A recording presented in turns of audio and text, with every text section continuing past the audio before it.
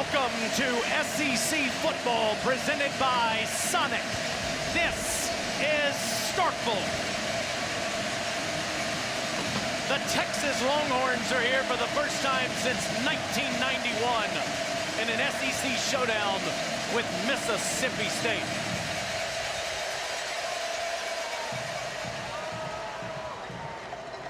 Steve Sarkisian's team, 2 losses on the season, haven't been in Austin in over a month, and the road show continues in Starkvegas.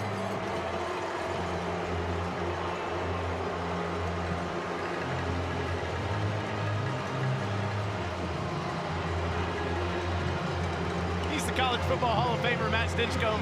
I'm Taylor Zarzer. Alyssa Lang is on the field. You'll see her in just a second.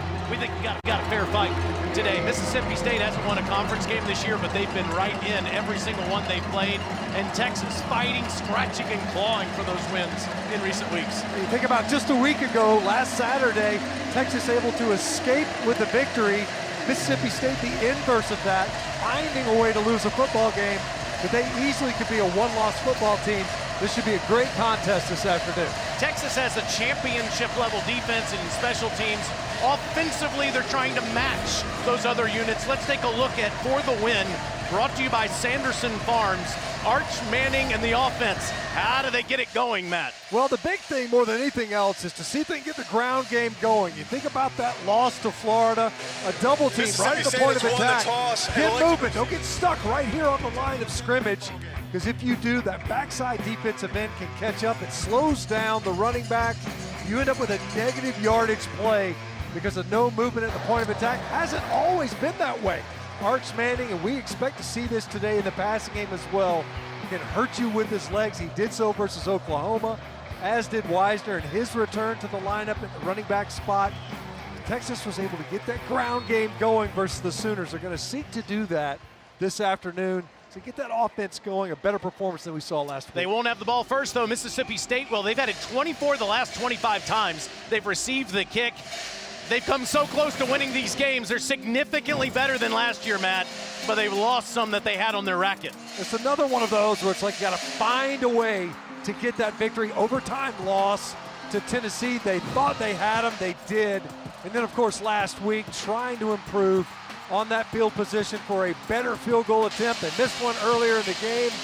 Couldn't get it done with the turnover. And a really foul taste in their mouth.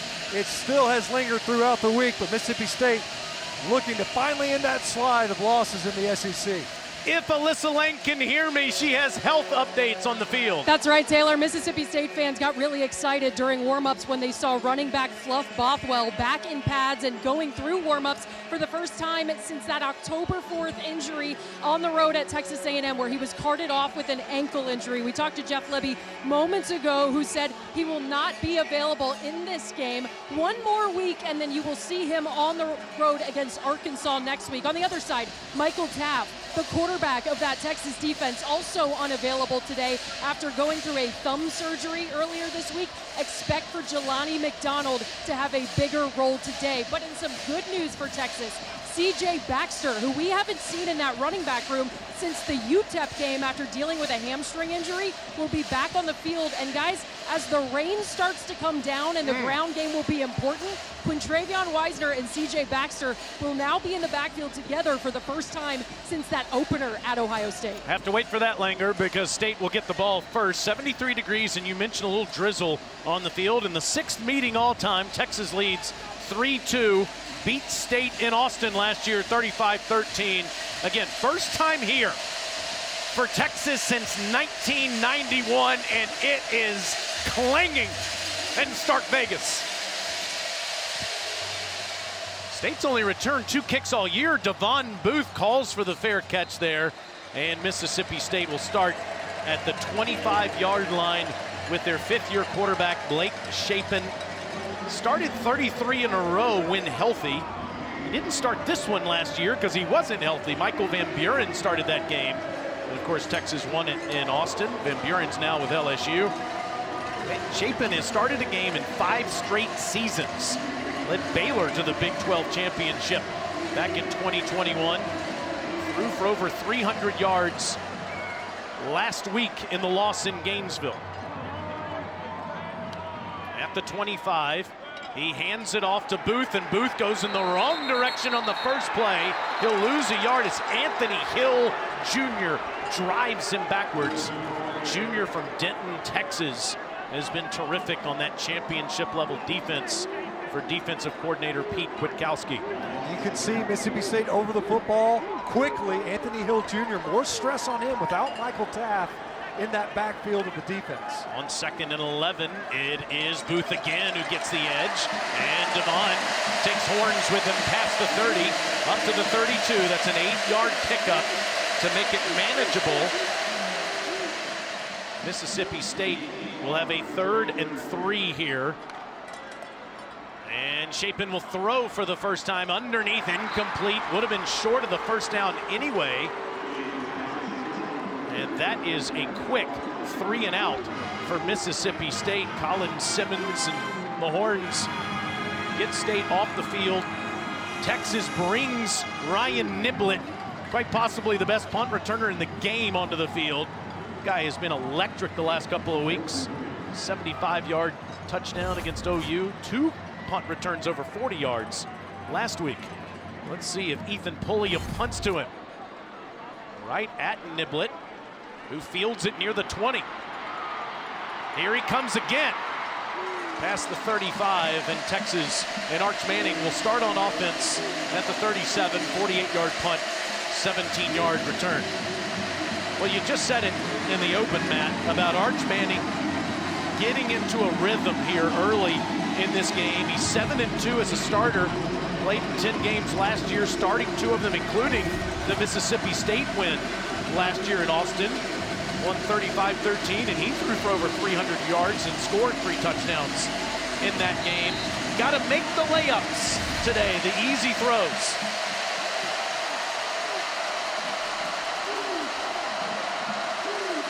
And he'll throw a lateral on the first play, swinging it out to Ryan Wingo, who gets the edge and is deep into Mississippi State territory and down inside the 5. 60 yards from Manning to Wingo on the first play. I'm not sure that was a layup. That was more like a dunk. A short pass, sure. Easy completion to get going. And Sarkisian said, I got to remember, we've got playmakers on the perimeter. I got to get the ball to my playmakers out in space where they don't have to win downfield. We don't have to hold up in protection. Already, first play of the game, evidence of that. State thinks the Texas offensive line moved, but the officials haven't moved out of the way yet. In the pistol set, Manning fakes to Weisner. Arch keeps it. Arch, touchdown!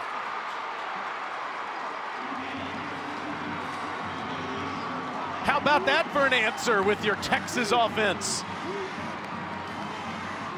Manning is slow to get up as he landed awkwardly there in the end zone. 2 plays, 63 yards in 58 seconds. Not sure it could have started any better for Texas. Take a look at the end of this play. As you mentioned, Manning got up a little bit gingerly. Looks like he was in the end zone. The ball would have broken the plane before he would have been down. What an opener. Defense comes out, gets a stop. You get an explosive play. Next thing you know, you're in the end zone. Quite the start.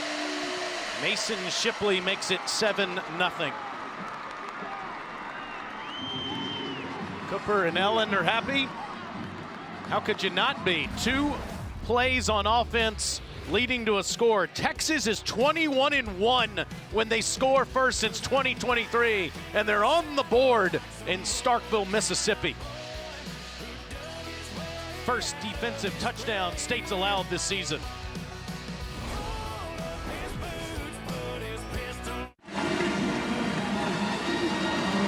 This is the SEC on ESPN. The Texas Longhorns belong in this league, their 2nd year in the conference, and their first trip as a member to Starkville. How about that start on offense? Shipley on a short kick. And again, Mississippi State will call for a fair catch and will get the ball at the 25. Arch Manning scored On that rushing touchdown, Stench, what'd you see with his right leg here? Yeah, you can see as he was kind of straining forward. You see there towards the end, he got up very gingerly, kind of limped towards the sidelines. In the training tent now, I know Alyssa's down there, he just popped out. You see him, looks like he's moving okay. He didn't even want to go in there. No, I'm good, I want to go back in. It's accounted for 18 of the 22 offensive touchdowns Texas has this year. After going 3 and out, Chapin and State back on offense, and it's Booth around the corner. Devon gets up to the 29, maybe to the 30. Again, like Alyssa said in the open, Matt, no Fluff Bothwell today. Had that injury against A&M a few weeks ago.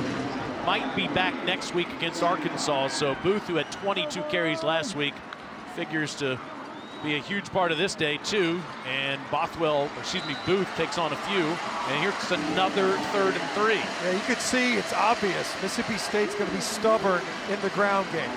They started this game off on the ground, couple of runs, and then that 3rd down attempt. Same scenario here on the 2nd possession. Couldn't convert it the first time. And Chapin will throw. Incomplete. Dropped by Seydou Traoré.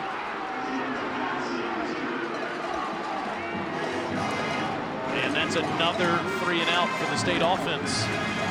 Traoré just looking to turn up, knows he was going to have to get a catch and run to pick up the 1st down. Trying to get out there on the perimeter. Already you see in this game, Mississippi State clearly going to be intentional in that ground game. Just has not been enough. Back-to-back 3rd downs, putting it away to this man. Dangerous. Pulliam to Niblett. And he'll let it go past him, and this is a terrific punt by Pulliam. That'll pin Texas down. There is a flag down at the end of the play. Texas would take over at the 10-yard line. Today's referee is Jason Autry. During the kick, illegal block in the back. Return team number 4. The penalty's half the distance from the end of the play. It'll be 1st down, Texas. 58-yard punt, and you have to push Steve Sarkisian's offense even further back. Just mentioned that a moment ago. What a run. The Georgia game last year in Atlanta, the only loss for Sarkisian in the last 3 seasons when the team strikes first. That's the first defensive touchdown Mississippi State's given up in the 1st quarter this year. Much more challenging field position. You think about the way Niblett was able to get that return closer to midfield, now in the shadow of your own goalpost. Manning hands to Wisner. Look at that hole for Quintravian, who gets up to the 10 and picks up 5. He is still the first man out there with C.J. Baxter available today for the first time in a month. Wisner leading the team in rushing with over 200 yards, but well off pace from where a Steve Sarkisian offense typically is. Yeah, they really haven't been healthy in the backfield most of the season. And as you mentioned, really the first time this year where they at least have availability of their top backs. Wisner again over the 10 and the 12. It'll be 3rd and short for the Horns. Great push though early, Taylor. You can see this offensive front when you're in your coming out offense. You have to be physical, but this is the down and distance that was challenging last week for Texas. Really struggled with how they converted on 3rd downs, and it wasn't the 3rd and long. See the graphic there on the screen that tells the story that Matt's talking about. And it is Baxter that's next to Manning in the backfield on this 3rd and 2. Fake the CJ on the slant, the ball's tipped. And Mississippi State forces a 3 and out. I'll tell you, Taylor, in a lot of ways, lucky that this ball only got tipped. Because you've got a free runner on the far side, really ended up playing the handoff. You go straight to that quote-unquote mesh point. That could have been a big collision in the backfield. So you see now special teams for Mississippi State flipping the field position. Defense doing its job. Petrie Bingley Jones is the man that got a hand on it. Really good punt here. Fair catch at the 40. Jack Bomeister with a nice punt. Mississippi State has good field position down a touchdown.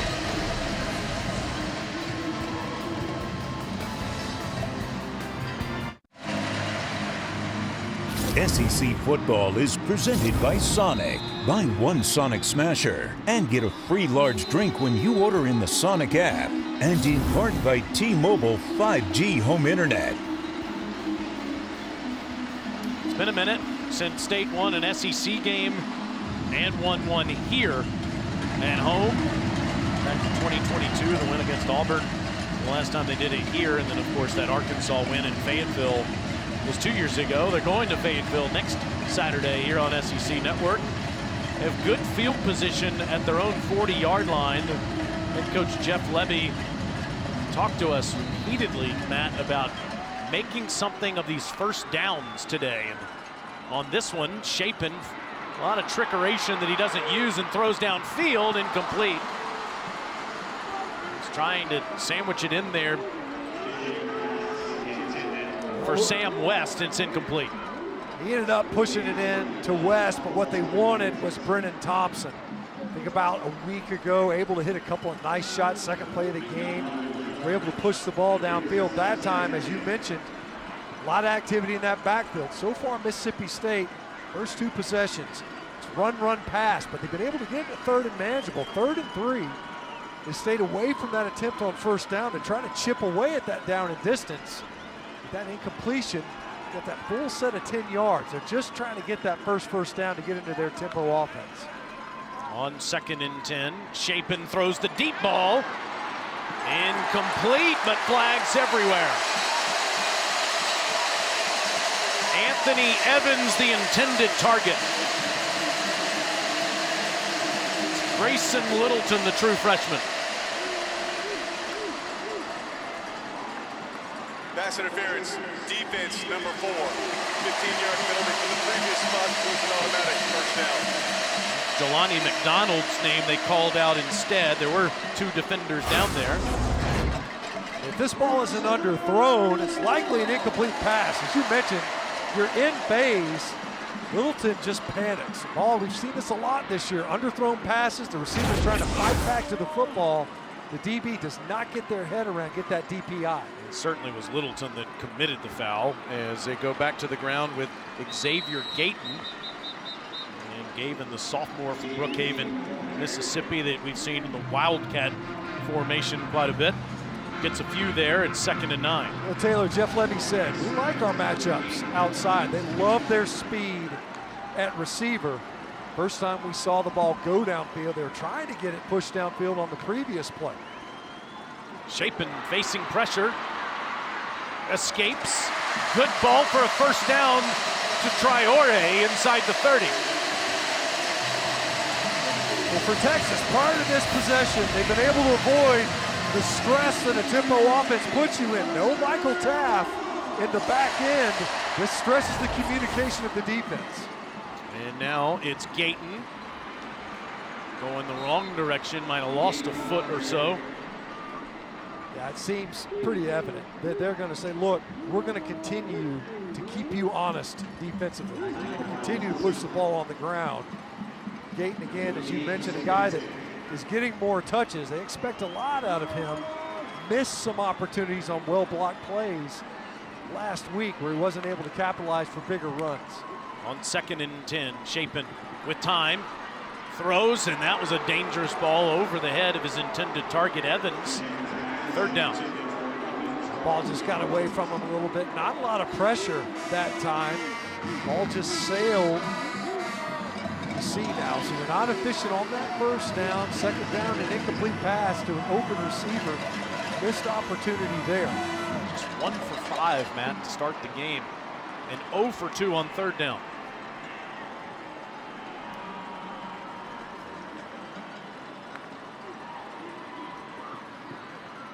Throws, and that ball's deflected by a horn near the line of scrimmage. It'll force 4th and a Kyle Ferry field goal attempt. That's a Trey Moore got a hand on it. Great timing by Trey Moore. Saw it, felt it, was kind of dropping out of his pass rush, knew he wasn't going to get home. Good job of getting up and elevating.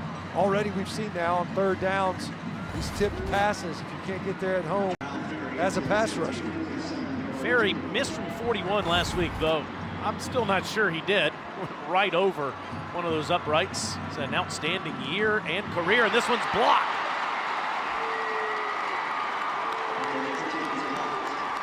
As Ethan Burke was able to get through there and block the kick. What an effort. Great job getting upfield. You mentioned it, Taylor. Ferry last week, some adventures. You see Burke able to slide right between the protection and extend. He's all of 6'6". Able to get up and elevate it, block that kick, an empty possession after a promising drive, aided by that defensive pass interference. Burke, senior from Austin, Texas, with the play, and Mississippi State still without a point here in the first quarter as Texas is back on offense and Arch Manning begins drive number 3.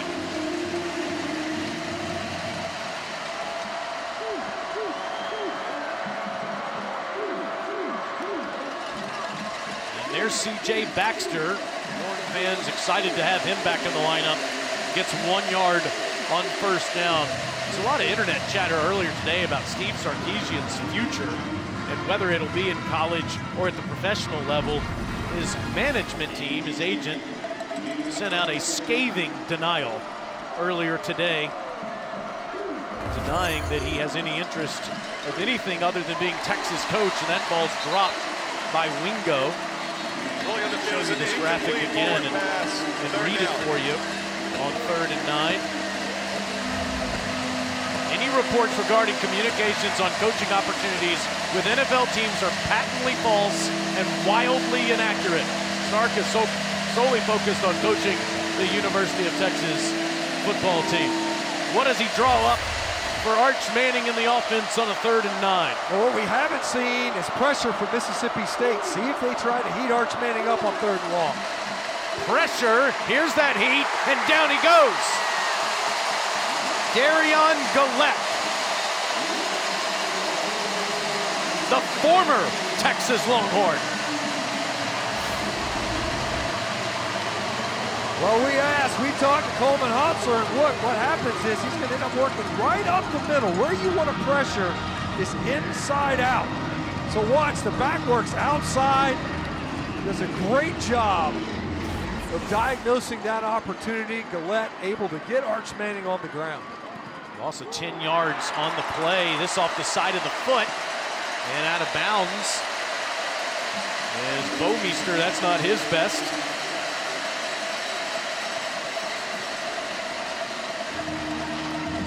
Just a 33-yard punt. And again, Mississippi State will have good field position. Here's Trey Moore already with a play in the game, causing a deflection. Matt, he's a finalist for the Campbell Trophy. Terrific GPA on the 40 acres. Spring team academic MVP. The academic Heisman, you can see why too. It was a really smart play that he made on the 3rd down to come out of his pass rush and get his hands up. Mississippi State defense, back-to-back possessions, getting their offense good field position. Traore, the big tight end, takes Texas with them near the first down marker. It is a first down. The Englishman with a couple catches early. And Chapin and State go quickly. It's Booth, and he's inside the 35. This is what they were talking about. No substitution. Try to trap personnel on the field, and you get lined up before the defense can get their cleats in the ground. Consecutive first down plays on first down. And Chapin across the middle, wide open target for a first down inside the 15. Is Evans sat down on a slant for 20 more. So you get over the football quickly, you run the ball, and then you get over it quickly, fake, play action, and able to jam one in there to Evans. Safety late getting over there on help. Texas is not ready for this pace, and Booth maybe a yard there as Brad Spence makes the tackle. Jeff Levy with a positive play on first down will go as quickly as anybody in the game. There's Pete Witkowski, the defensive coordinator for Texas, who has one of the best groups in all of college football.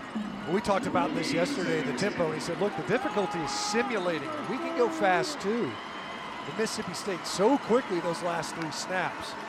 2nd and 9, Booth again, and again, not much. Trey Moore, we're just talking about his academic prowess, outstanding player for UTSA and for the Horns. This is what you have to do defensively. So you're bleeding. Tempo is starting to spool up on you. Back-to-back plays, no gain on the play. You test that defense, and once again, that Texas defense that has shown that internal rush lanes, not a ton of them versus the Longhorns.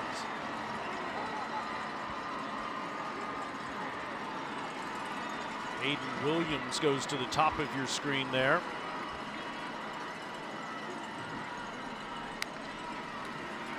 Shapen on 3rd and 10. Good ball and a touchdown!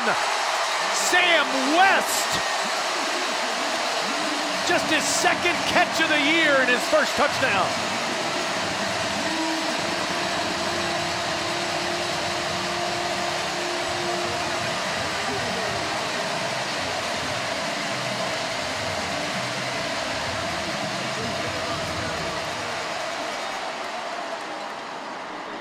West primarily a special teamer, a backup tight end, the transfer from Indiana.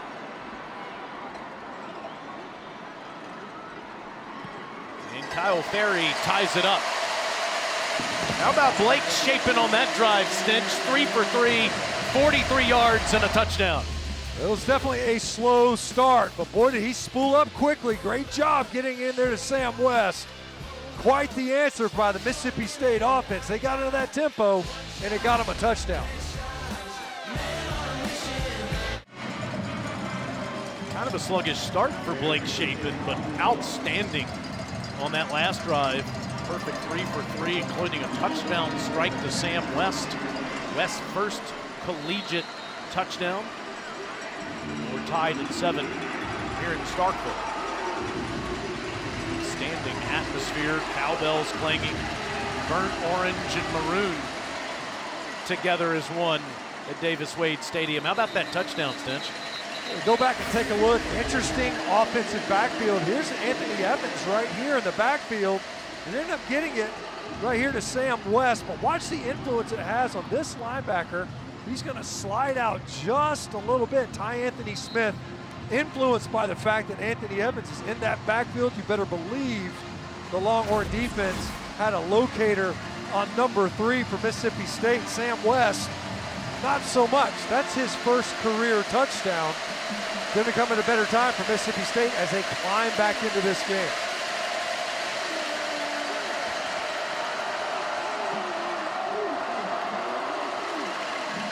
Manning hands it off on a sweep, and it's DeAndre Moore that gets around the edge and past the 35.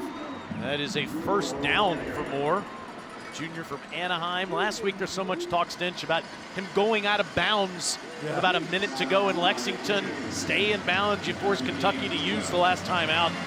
This is one of the best players Texas has on offense. He was so clutch. Came up big on 3rd downs last week. Proven to be. He's already gotten a target this one. Was able to connect earlier. Flags. Like a procedure penalty on Texas. False start. Offense number 0. Movement prior to the snap. 5-yard penalty. Makes first down. Maybe Mr. Moore isn't used to those cowbells. Yeah, as you mentioned, it's their first trip here as a member of the Southeastern Conference. These guys, they were talking to the coaches before, they got to stop clanging them when the center puts his hand on the ball, but there's usually a few still ringing afterwards.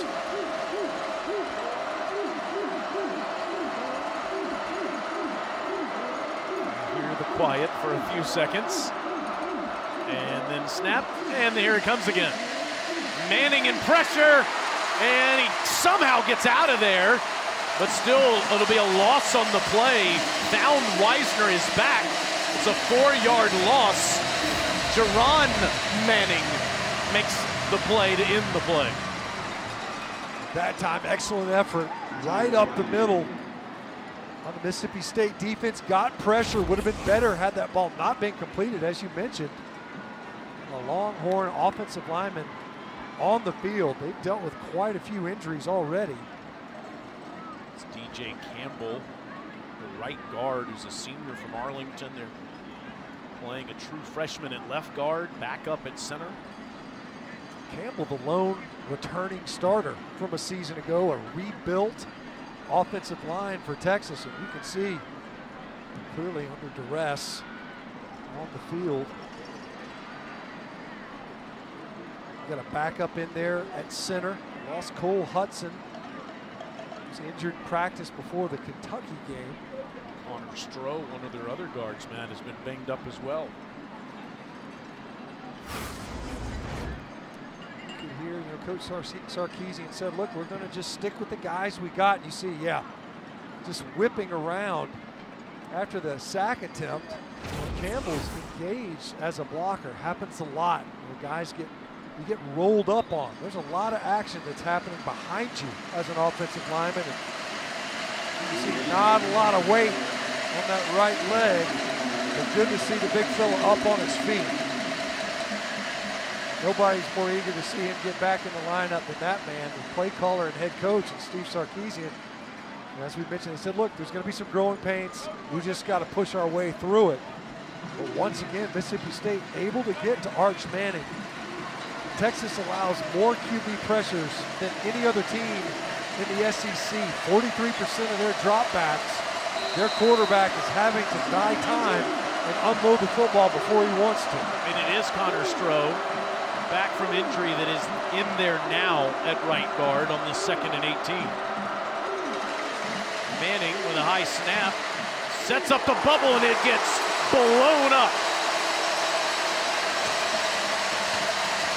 Malik Silla with the form tackle and a loss of 2. Yeah, great job by Silla, a guy that they know is one of their better pass rushers.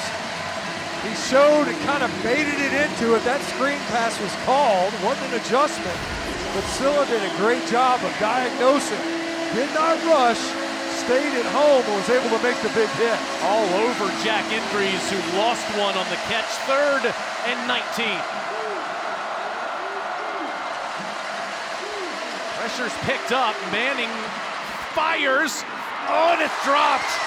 A good ball to Wingo, but he couldn't field it. He would have had the first down. For a moment there, Taylor, I thought, Manning should just run this football, but then Wingo pops open across the middle. You see the frustration. Great job of finding that opportunity to climb up into the pocket. There was a lot of green grass, but as he was leaving, you could see defender underneath. That time checked up. It was Tyler Lockhart, the true freshman. Looked like he was going to come up and defend the run. Mr. A low line drive punt that takes a Mississippi State bounce. It'll be a 44-yard punt. Let's talk about this week's secret recipe, brought to you by Bush's Grillin' Beans. Colin Simmons quite possibly is playing the best of anyone in college football on the defensive side this month. Well, you see him with the ghost rush. What are you going to do? He's got such great speed, great get off the edge. But what I like more than anything is how he plays with his hands. So he gets engaged with the tackle. It's just able to slip that outside shoulder and harass the passers. And it's not only as a pass rusher. So they'll drop him into coverage. Quick diagnosis, comes out of it, puts his foot in the ground, and drives forward to make that play. 5.5 sacks the last 2 weeks. Shapen on a design quarterback run. Gets 3 up to the 31. Not only is he a dynamic player, man, he's also been a vocal leader for the Longhorns. Heart of that Texas front. On 2nd and 7, straight ahead, it's Booth. Near a first down as we toss it to Alyssa. Yeah, guys, you talk about Colin Simmons, and it's not often that a freshman has the type of success that he had last year and then comes back and has the last few games he had. He told me this week the alignment, assignment, understanding of how teams are scheming up against him and what he needs to do to play around that has really started to click. On 3rd and inches, there's the tackle made by Jelani McDonald. It ain't short. Wow. And surprised you see him going fast. Surprised at that spot. It's a great play by McDonald. Going for it on 4th down and not getting it. Leonga Lafau, Anthony Hill, and others in there. No Michael Taft, no problem. Texas gets the turnover on downs and terrific field position. It was Jelani McDonald again coming in on the backside, getting around his legs. Colin Simmons as well, right there at the point, just no room. I gotta tell you, Taylor, real time, I thought even though McDonald made that great kind of shoestring tackle on 3rd down, I thought, wow, that was really close. But when you go tempo, there's not a lot of time for the review to look. That would have been a reviewable spot. Every play is looked at multiple times when there's a line to gain, but not with tempo. Didn't have the opportunity. Huge stop by Texas. Point, C.J. Baxter has the football, and he's inside the state 30. Here another 1st down. Diego Brumfield on the tackle.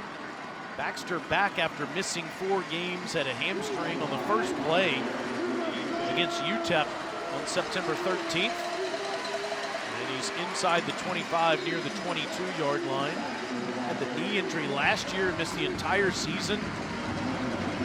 Yesterday, Coach Sark was talking about how this guy really, if he's healthy, could be one of the premier backs in college football, but just hasn't had the opportunity in 2 years. He's got to keep him in the lineup. You see a little bit of frustration there from his coach there on the sideline.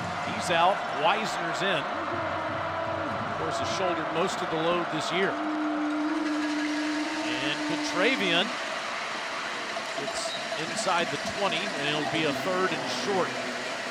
Keep in mind, this is not the intended lineup up front. So you're Texas, you got this 3rd down, and we mentioned it earlier, this was a distance that plagued the Longhorn offense a week ago. It wasn't the 3rd and longs, it was the 3rd and manageables. We saw them last week. They ran a quarterback counter on 3rd and about 6. So the run game is still very much on that call sheet for Steve Sarkisian when he's got number 16 in there at quarterback. 3rd and 3.5. Wow. And a penalty. False start. Offense number 83. 5-yard penalty. Makes 3rd down. Spencer Shannon, the big tight end. Yes, he get in there, and here he is. You see it right there. See him kind of rock forward in his stance. It's just so hard, especially when you're down there on that edge. You can't see the football either. Second false start on Texas, 4th penalty. On 3rd and 8, pressure, Manning throws, and it's caught. DeAndre Moore climbs the ladder and makes the grab over Rylan Lanier. 1st down, Texas. Man, what a gutty throw by Arch Manning. Staring down the barrel That's the end of of the a first blitz. quarter. He knew he was going to Timeout. get grilled, and he stood in there and threw it. From Jerron Manning, no relation. 7-7, we go to the 2nd quarter, and Texas is on the doorstep. Well, Texas wanted to get their offense going, and it starts with their quarterback, Arch Manning. And boy, did they do that. First play of the game, easy pitch and catch to one of your playmakers, Ryan Wingo. Let him do some of the work afterwards, gets him on the doorstep, and then Arch Manning takes it in himself. Strong finish to the end of that one, and then just on the previous snap, knows he's going to get crushed, does, and delivers a strike to Moore for the 1st down. Baxter slips with pressure on him as Gillette gets him again. Gillette played 2 years for Texas and was Arch Manning's teammate. Gillette in there, get more time today because of the targeting penalty for Zachary Tillman last would get him back in the 2nd half. As you mentioned, Gillette now involved 2 nice plays defensively for State. Manning still has the football. And he's out of bounds inside the 8, taking on State defenders. Jerron Manning and Arch Manning. You can see Manning in the role that his legs can play and need to play in this offense.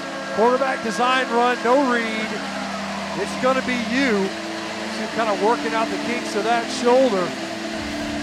As we mentioned, they've been aggressive in this part of the field. Last week, struggle on those third downs. On 3rd and 7, pressure's picked up and it's incomplete. He threw to the corner and Wingo wasn't there. Wingo was covered up by Kelly Jones. Kicking time for Texas. Kelly Jones has really emerged. That is a big corner. And literally Ryan Wingo just gets swallowed up. And it's partly because Kelly Jones is all of 6'4". We were down on the field earlier. They've been really pleased with his emergence in corner. Was a quarterback in high school, quarterback. He's emerged as a really good cover guy on that edge. Jeff Levy says we don't throw him in practice, let alone in a game. And that kick goes through as it was deflected. Shipley's kick does go through. Wow. Do you get credited with a block if they still make it? There's a flag down as well.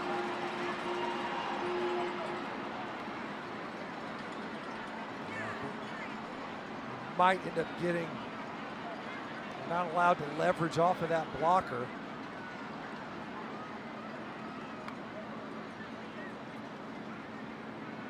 Long conversation about it. Here's Mr. Autry. Personal foul, illegal block below the waist. Defense number 22. Defensive lineman went low. The penalty's half the distance from the previous spot and includes an automatic first down. Take the points off the board, bring the offense back on the field.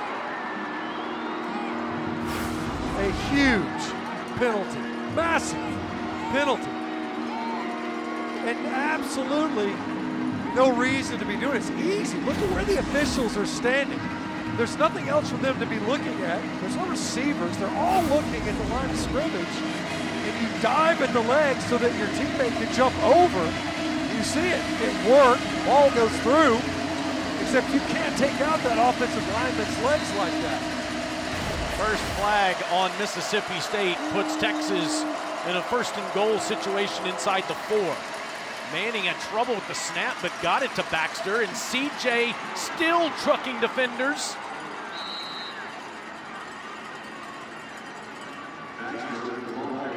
No signal yet. Is that I don't think that's a touchdown signal. That was just one arm up in the air. 2nd and goal. It was odd, that's for sure. Great leg drive by Baxter on that one. Take a look at this. Yeah.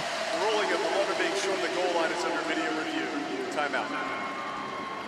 It was quite the scrum, as you mentioned, Taylor. I thought, didn't I hear a whistle as Baxter was kind of in there in that mass of humanity driving towards the goal line. Sarkisian said, with Baxter back in the lineup, we must run the football better. Let's take another look here as Baxter is aided by his offensive lineman to get near the goal line. And some wide receivers. Like we said, there was never any whistle. It did not, indicate there was a lack of forward progress, that he was still moving forward. Now they're going to take a look and see if, in fact, he was able to break that plane. I was always curious, when you see it, they're not able to get in there early, especially when officials get in there and kind of late. And it's like, well, of course the guy's going to stretch out after the fact. But with replay, they're going to be able to see, did in fact Baxter get it across that goal line without any after the whistle advancement. Steve Sarkisian has had a 1,000-yard rusher 13 straight years. He's been a head coach in college football. Weisner leads the team with 222 yards. Baxter just 110 coming into this game today, in part due to these injuries.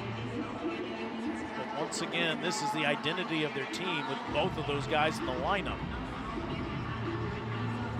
You see that? I mean, it looked as if maybe State's defense felt like the ball was going to be blown dead. It never did. You had guys, defenders, that were kind of standing there.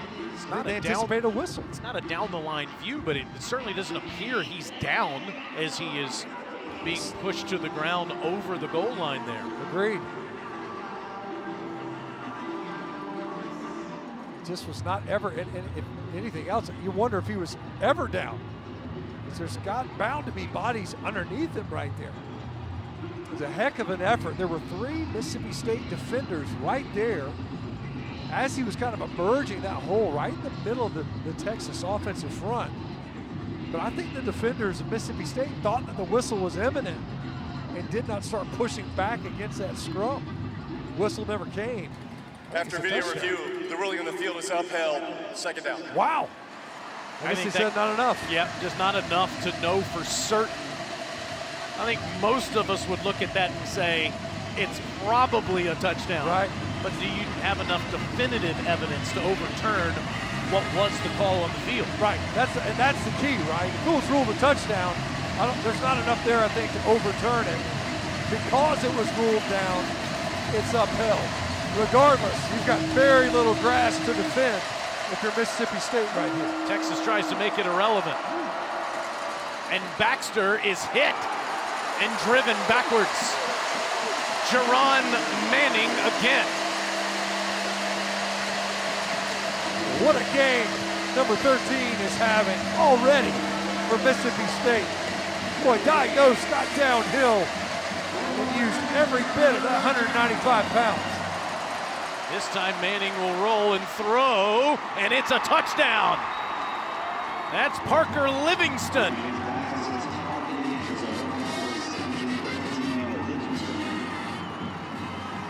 And mother Olivia, dad Cooper, they love it.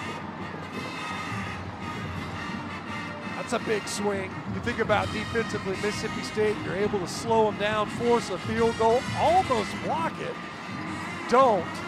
And then that penalty just gives a fresh set of downs. Painful turn of events for that Mississippi State defense.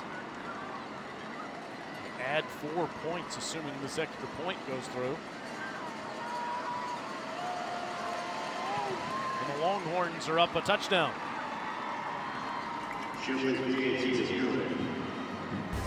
A personal foul penalty on this short chip shot field goal attempt gave Texas a fresh set of downs, and they pay it off with a Manning to Livingston touchdown.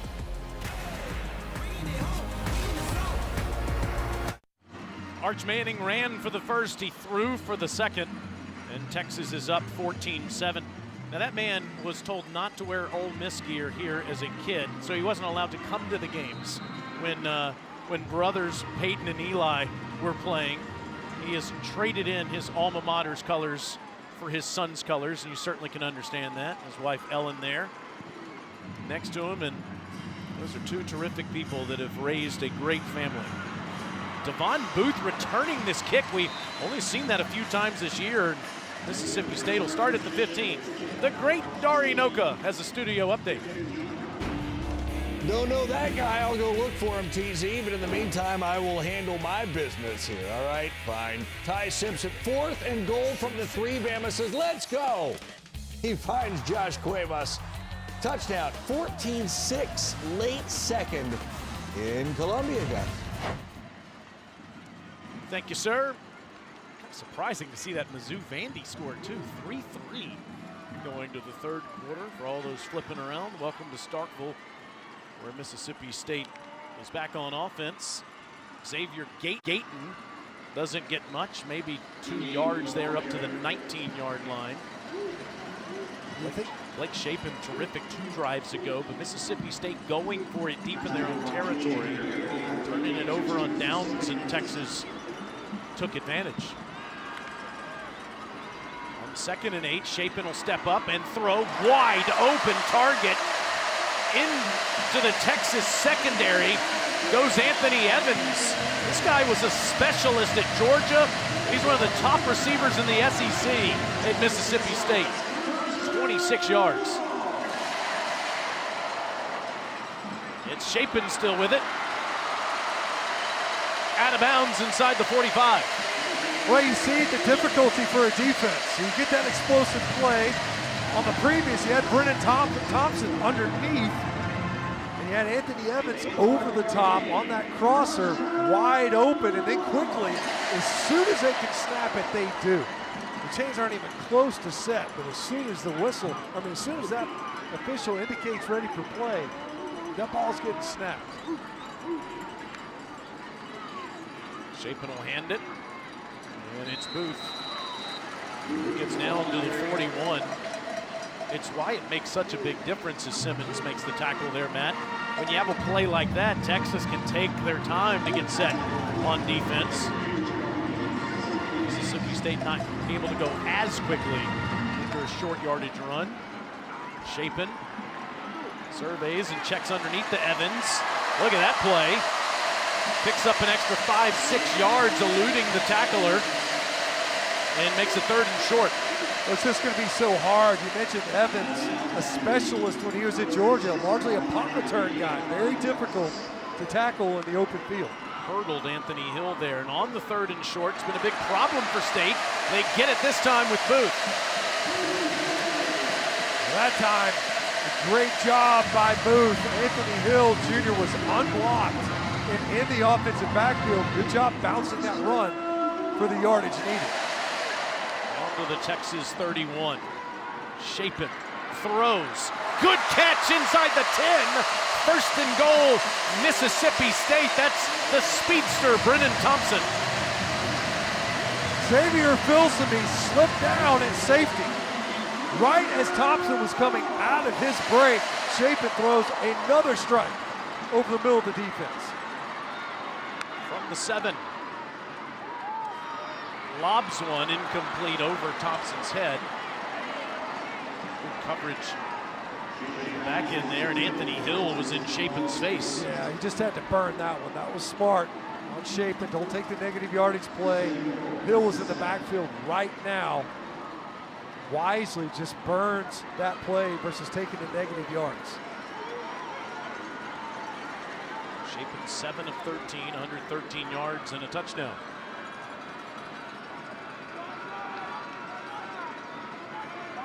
You can see, obviously, State, you get these scenarios. We saw it on the 4th down, they stayed in tempo. They get in the red zone much more deliberate in this part of the field. Number 5 on the play clock, and Chapin will hand it off to Booth. Spinning towards the end zone. They say he's just short.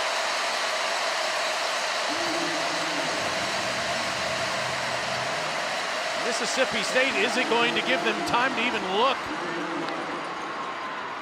Booth is wrapped. Nope. Chapin keeps it and incomplete.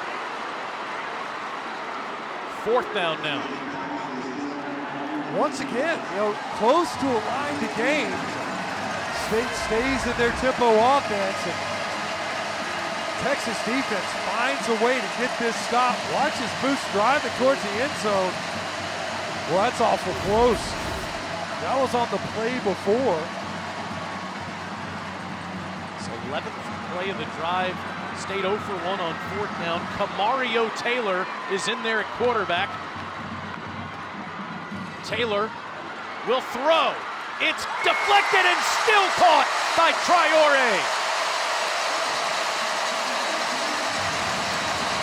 Jelani McDonald got his hand on it, but it wasn't enough. Touchdown, Mississippi State.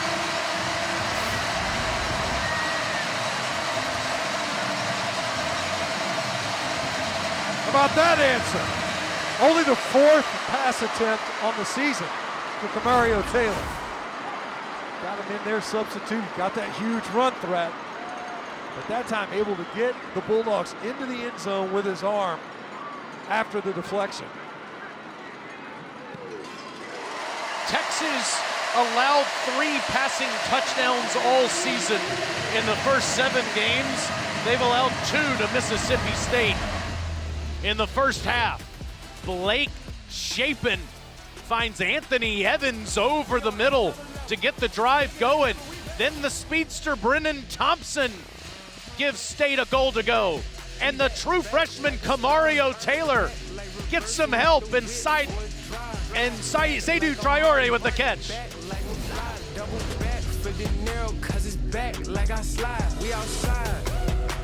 At 7:45 tonight on SEC Network and the ESPN app, it's number 17 Tennessee traveling to Lexington to take on the Kentucky Wildcats. And then after that, It's SEC football final. Dari Noka, Chris Doring, and Benjamin Watson take you through the biggest stories and highlights from the full slate of SEC football this week. Around here, they call them the school up north. What'd you think of Ole Miss going to Oklahoma and winning today? You know, it actually ended up being a little bit closer than I anticipated after seeing Oklahoma last week in first person, right? We were up close versus South Carolina.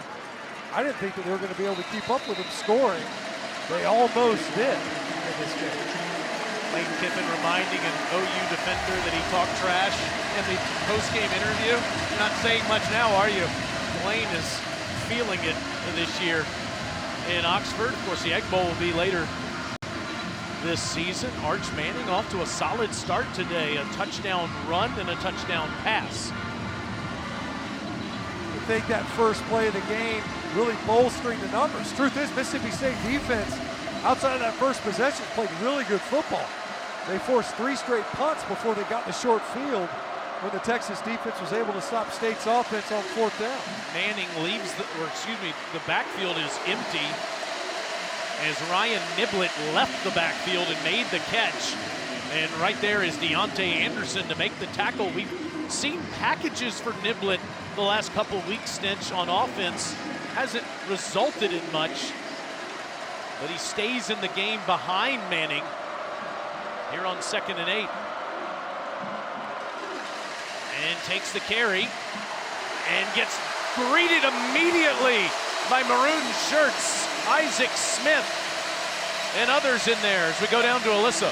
Smith was a huge part of juicing up this defense just a few minutes ago before they went back out on the field, guys. That last touchdown from State's offense really fired this group up. Coleman Hutzler told us yesterday they were looking back at the cut-ups from this game a season ago, and the guys who were still part of this defense said, "Coach, how did you let us go out there and play that way?" Of course, playfully, but they came in on a mission to redeem themselves from last year.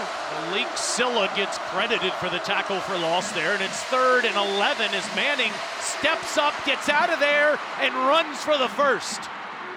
So good at that last week in Lexington, and it continues in Starkville. We've seen Texas struggle in this game to pick up pressure. Mississippi State came after Arch Manning again, just showing those running skills. Steve Sarkisian talked about, we've encouraged Arch to do this more. His legs are such a big part of his game.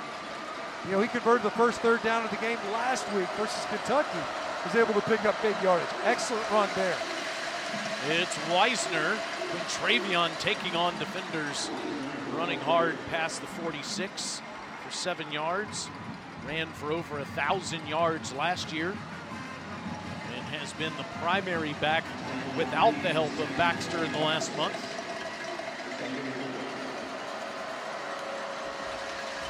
Manning slings it out there, and Moore can't get away. What a half by Jerron Manning. Not me. Just a fantastic tackle. His 7th of the game already in the open field. And I mean, just face to face, fronting him up. Great play out there in space. On 3rd and 5, Manning feels pressure and throws. Incomplete. Over the head of Emmett Mosley, who was covered up by Diego Brumfield. Texas has been terrific on 3rd and long, but struggling a bit on 3rd and short the last few weeks. Well, you can see, once again, just no answer for the pressure package. Watch Jalen Smith right up the middle. So you've got a linebacker lined up right over your center, and he's stacked with the blitzer right behind him and Tyler Lockhart. So you can see, Coleman Hauser, we talked about it, are the ultimate opportunities to pressure this offense. Bomeister, good punt. Anthony Evans makes the fair catch inside the 10, fielded at the 8.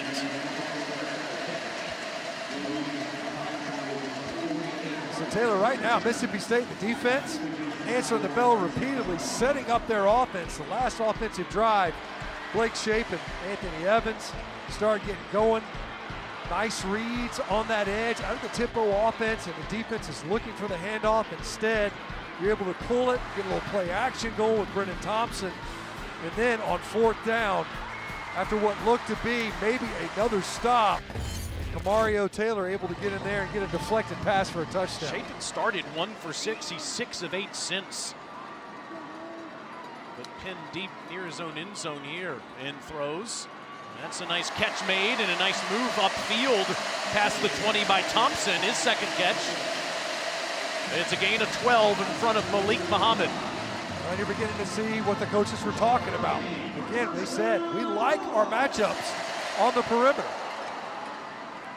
Fake to Booth, pump to Booth, now throws to Booth and he drops it.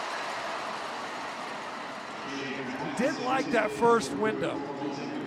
You had a defender that was waiting next phase, so you allowed Booth to clear just a little bit wider to get beyond the defender that was waiting him, and that's twice we've seen that in this game where you've got to catch and run.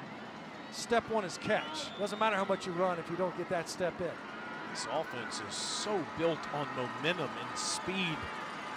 Just slows everything down when you have an incompletion like that. And now Shapen's facing pressure and gets out of there and simply throws into the Texas bench. Pressure that time by Colin Simmons. And Ethan Burke back there as well.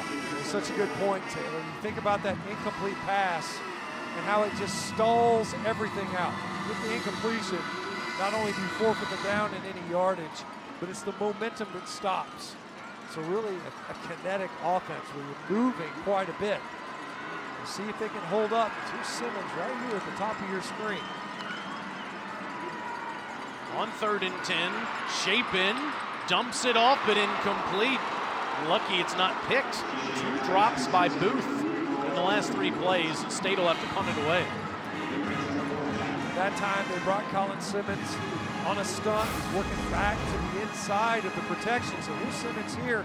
He's going to work back in the middle of the pass rush. Stunt inside, a little bit late. Good job reacting enough by Shapen to buy time. That's reminiscent of the first offensive possession with the drop right over the middle. Niblett stands at the 35 and he'll run away from it. And Texas will have good field position at their own 41-yard line, tied in Starkville with 6:01 to go in the second quarter.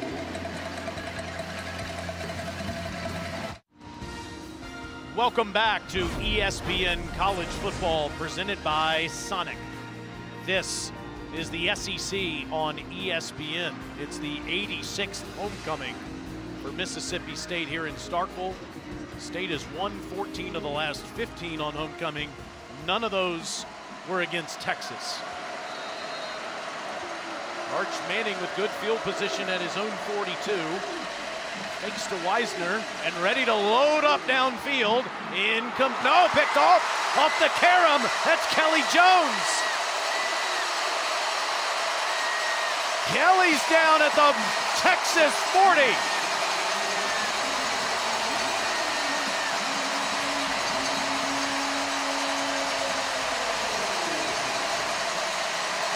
Mississippi State has had an interception in every game this season.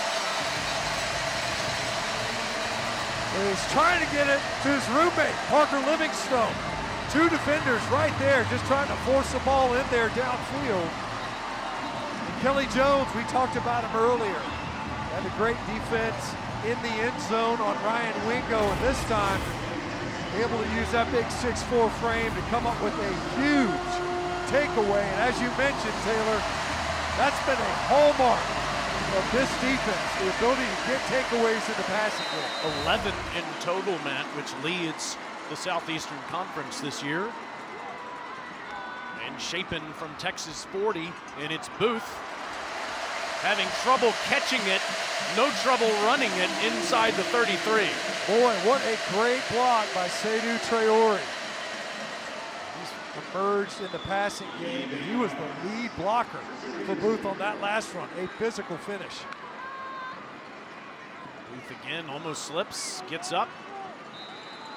Appears to be just short of the first down. It's 3rd and inches for Mississippi State, and the Bulldogs have struggled on this down so far today, but they slow it down this time. Yeah, we mentioned that earlier. You know, they're so tempo oriented.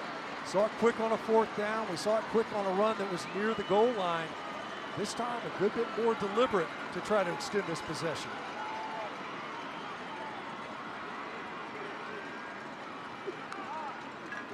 On 3rd and a yard. It is Booth. It's the first down. It's 1st and goal.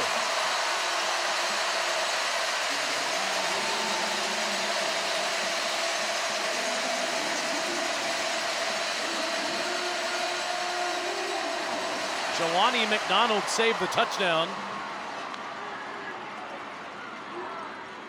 And Booth goes down near the 5. That's his career high for rushes in a game, Matt, are 22. He has 17 in the first half. You see, obviously leaning hard on him without Fluff Bothwell available. Really patient runs. You know, sometimes you see a back, especially you get in the red zone, they get a little bit sped up. We talk about passers kind of getting sped up in their head, trying to press the hole too quickly. And this time it's not going to work. Chapin has to take the loss. Hero Canoe in the backfield there, the senior from Germany. A little bit of confusion in the blocking scheme on the right side. Right guard, right tackle, Albert Reese.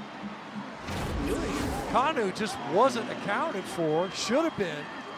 Just was not well assigned on the right side. A negative yardage play, big play for the Longhorn defense.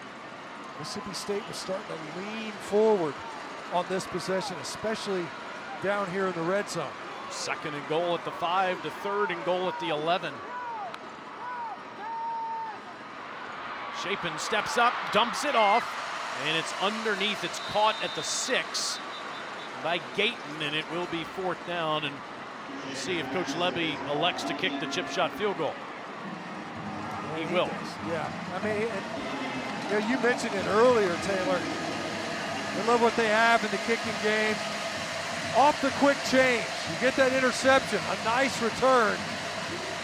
Really good response by the Longhorn defense, finding a way to rally and slow that offense down to force this field goal attempt.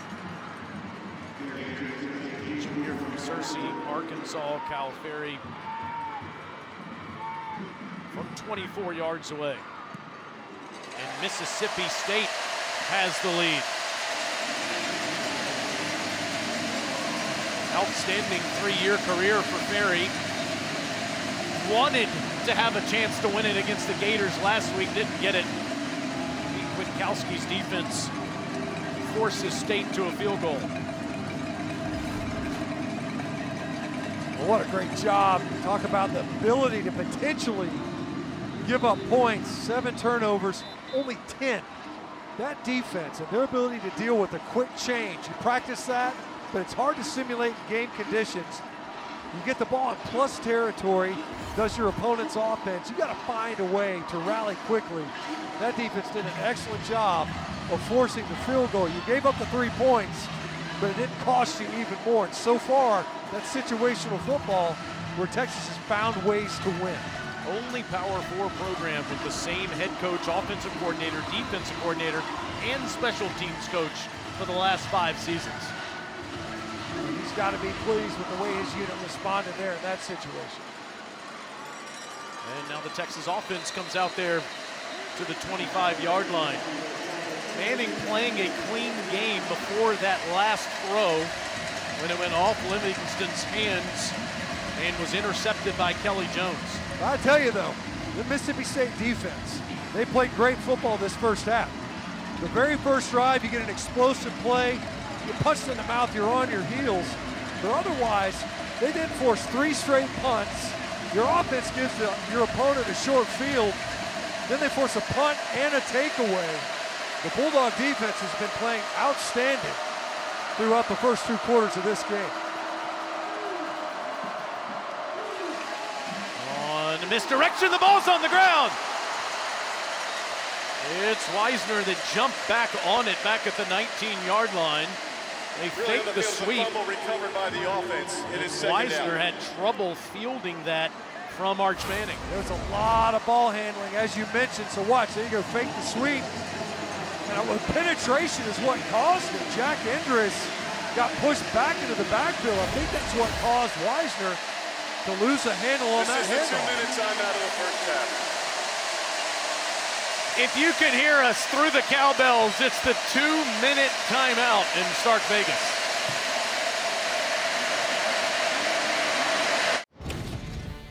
featuring Watson. See you coming up on Owners Insurance Halftime Report. A huge road win for Ole Miss.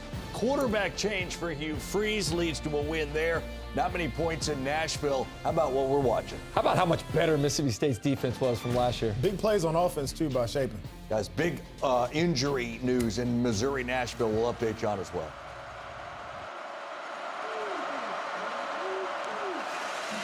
Here on a third down, Manning steps up and throws underneath. Second and 16 to make a third and long. As the catch is made by DeAndre Moore. And with 1:49 to go in the half, there is a timeout that's called. Mississippi State has called their first time out. It is Mississippi State that calls it. Please reset the game clock to 1 minute. It feels like each week we talk about this critical portion of the game when a team has the football near the end of the first half and they're about to get it again to start the second half. It's big, obviously, for Mississippi State, as you see Coleman Hutzler on his sideline rallying his troops, trying to help them understand the gravity of the situation. Now, in this game, what we've seen repeatedly on third and obvious passing downs, where the Mississippi State defense has found ways to get home, they're bringing extra rushers. And so all the season, Mississippi State's not been great at pressuring the quarterback, only 33% on dropbacks, but so far this afternoon, Texas has not had an answer for the Mississippi State defensive pressure packages. Will they be aggressive here to try to deny the yardage needed? If they get a stop here, you've got a chance to drive the football if you get it back.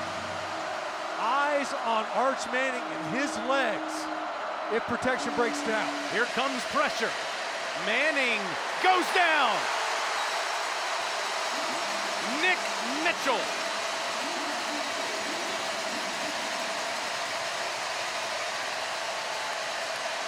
They call him the green dot, the communicator, and he's also the man that forces the punt. Mississippi State has called their second timeout of the half. No easy answers early, and when he could have, so look, got an opportunity. But by the time you would have located it, the pressure was already collapsing in on Manning, but you have to think, by now, you have to anticipate Mississippi State's going to be aggressive. Repeatedly, they've done it. 7 tackle for loss in this game. They started this offensive possession with the ball handling issue. You go backwards. You had to battle your way to a third and long, and now an opportunity for Mississippi State offensively to find a way to capitalize on this next possession. Defensive coordinator Coleman Hutzler's improvement with his bunch from last year to this year is truly remarkable in every way. They went out in the portal and they upgraded that entire defensive front, and it has shown up. Bomeister to punt to Evans. And Evans calls for a fair catch at the 40-yard line. Mississippi State has 1 timeout left in the half, and their quarterback has played a heck of a first half.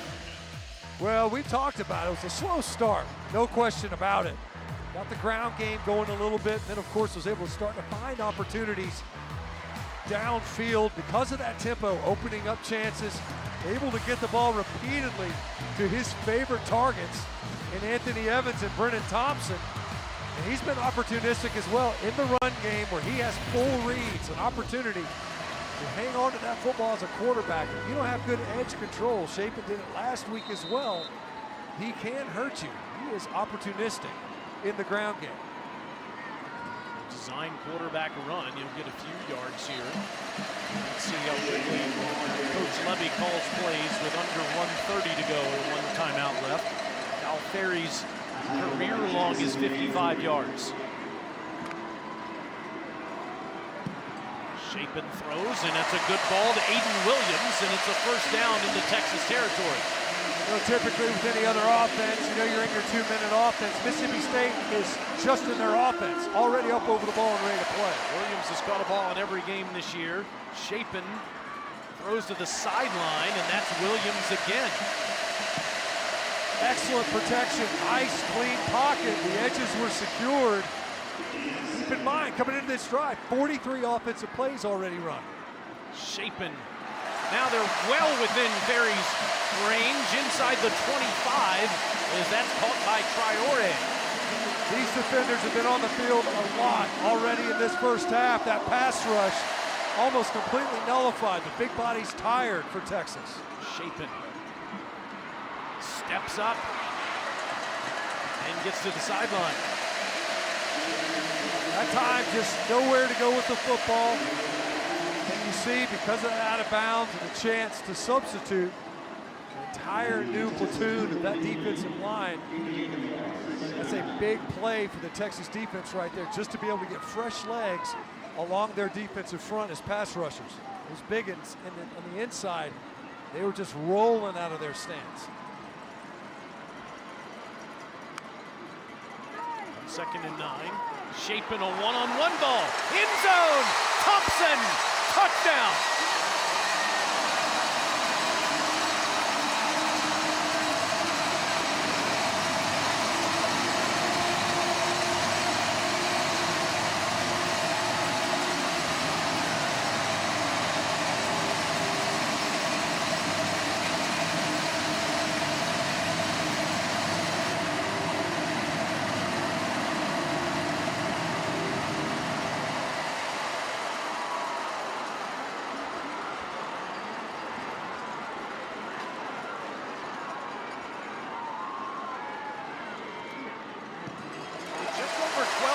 To go in the second quarter. It was 14-7 Texas. Now it's 24-14 Mississippi State. Well, you get the ball back for the offense, and we said this is their comfort zone. This is matchup right at the top of the screen, working against Malik Muhammad. Get that release outside and a step. Show him your tail lights. Great ball from Blake Shapen. Missed a couple a week ago. They were able to hit a couple a week ago, and repeatedly Mississippi State came into this game saying, hey, we've got opportunity with our receivers. They've been able to capitalize over and again, and as you pointed out earlier, get the ball back, knowing you're going to kick it to Texas. Mississippi State able to capitalize, squeezing in that other possession. You mentioned those opportunities downfield to receivers and taking those opportunities without Michael Taft on the field for Texas, which has to be a big loss for Texas. He hopes to be back at some point next month. Women's sports takes over SEC Network every Sunday afternoon. This week we start at 1 Eastern with Oklahoma hosting Auburn in volleyball. Then we have a soccer doubleheader featuring number 10 Vandy against number 17 South Carolina, and Kentucky versus Texas A&M. Thanks to the ESPN app, last night at Anthony's in West Point, Mississippi, we all watched Janie Stinchcomb and the Samford Bulldogs win against UNC Greensboro. 5-setter, I might add. Yeah, much needed. See how aggressive Texas is here with 38 ticks on the clock left.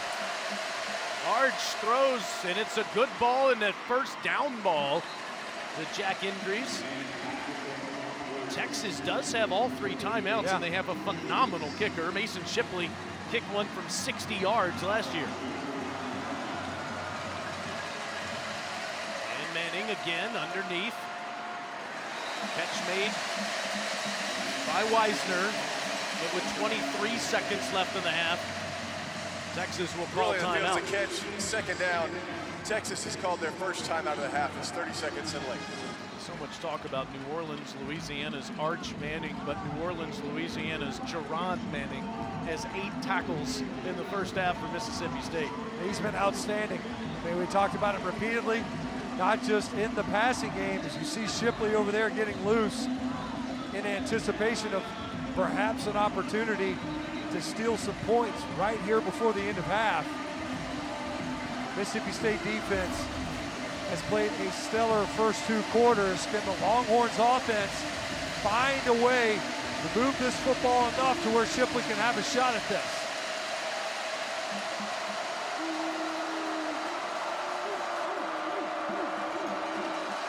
Second and 5, and Manning gets out of there, and Wisner's in trouble. Nick Mitchell with the big tackle for loss, and let's see, Texas will use timeout with 14 seconds left. Timeout of the half. It's 30 seconds in length. Again, we said this earlier. 15 seconds. It's better. 1-5. better not to complete that ball. We're going to get that ball out there. See Sarkisian, he's over there going, what are we doing? We're trying to get rid of that football, so you have to burn that other timeout. Truth is, you're leaking down enough. 15 seconds left. Once again, Mississippi State able to move Arch Manning off his spot. They've been able to repeatedly pressure. It's not just sacks. It's influencing the passer. They've been able to do it this entire first half. This seems to be where Arch has been his best, though, for the last couple of weeks. Third and this sort of distance. It's a good point. Think about the scramble. The difficulty is if you do that, you get that first down, you're going to make sure that you don't want to burn too much time. 15 seconds left here in this half. Manning has time, will launch downfield, and it's incomplete. Kelly Jones on the coverage of Ryan Wingo.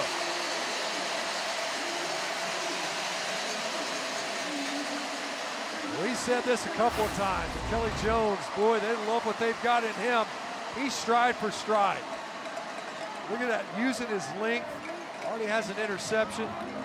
Was matched up on Wingo on the earlier possession. Almost nearly forced a field goal were it not for a personal foul. And Kelly Jones having himself an afternoon so far in coverage. You said it, Jeff Levy, we don't even throw at him in practice. He's done a good job because he doesn't get a lot of looks, a lot of challenges in practice. He's done a good job with the ball in the air. Burmeister cannon for a leg here, and Evans will let it go over his head. And the clock will run out at the end of the first half. State has 30 more minutes to go. They haven't won a home game in the SEC in 3 years. No SEC wins in 2 years. Hey, marching band fans, don't forget to head on over to the ESPN app to watch the Mississippi State famous Maroon Band halftime performance coming up soon. Arch Manning, 12 of 19 for 99 yards, a touchdown and an interception in that first half. And let's go down to Alyssa. Coach, you said you wanted to see your defense heat up this young quarterback. What do you make of their first half? I love how we've played defensively. We've done a great job of getting after Arch. We got to continue that. We got to go in, make adjustments, get a stop and a score coming out. How have you seen your offense manage the change in tempo so far? For us, we responded the right way after not starting the way we needed to. We got to continue to play, take care of the football, and do what we need to go get points. Thanks, Coach. Thank you. That grew up 100 miles north of Austin has the lead on the Longhorns near the half. Dari Noka has you covered at the halftime report. Welcome back to ESPN College Football presented by Sonic. This is the SEC on ESPN. Mississippi State leading number 22 Texas by 10. That's Matt, I'm Taylor, Alyssa's down there. Stench, complimentary football on offense for Mississippi State.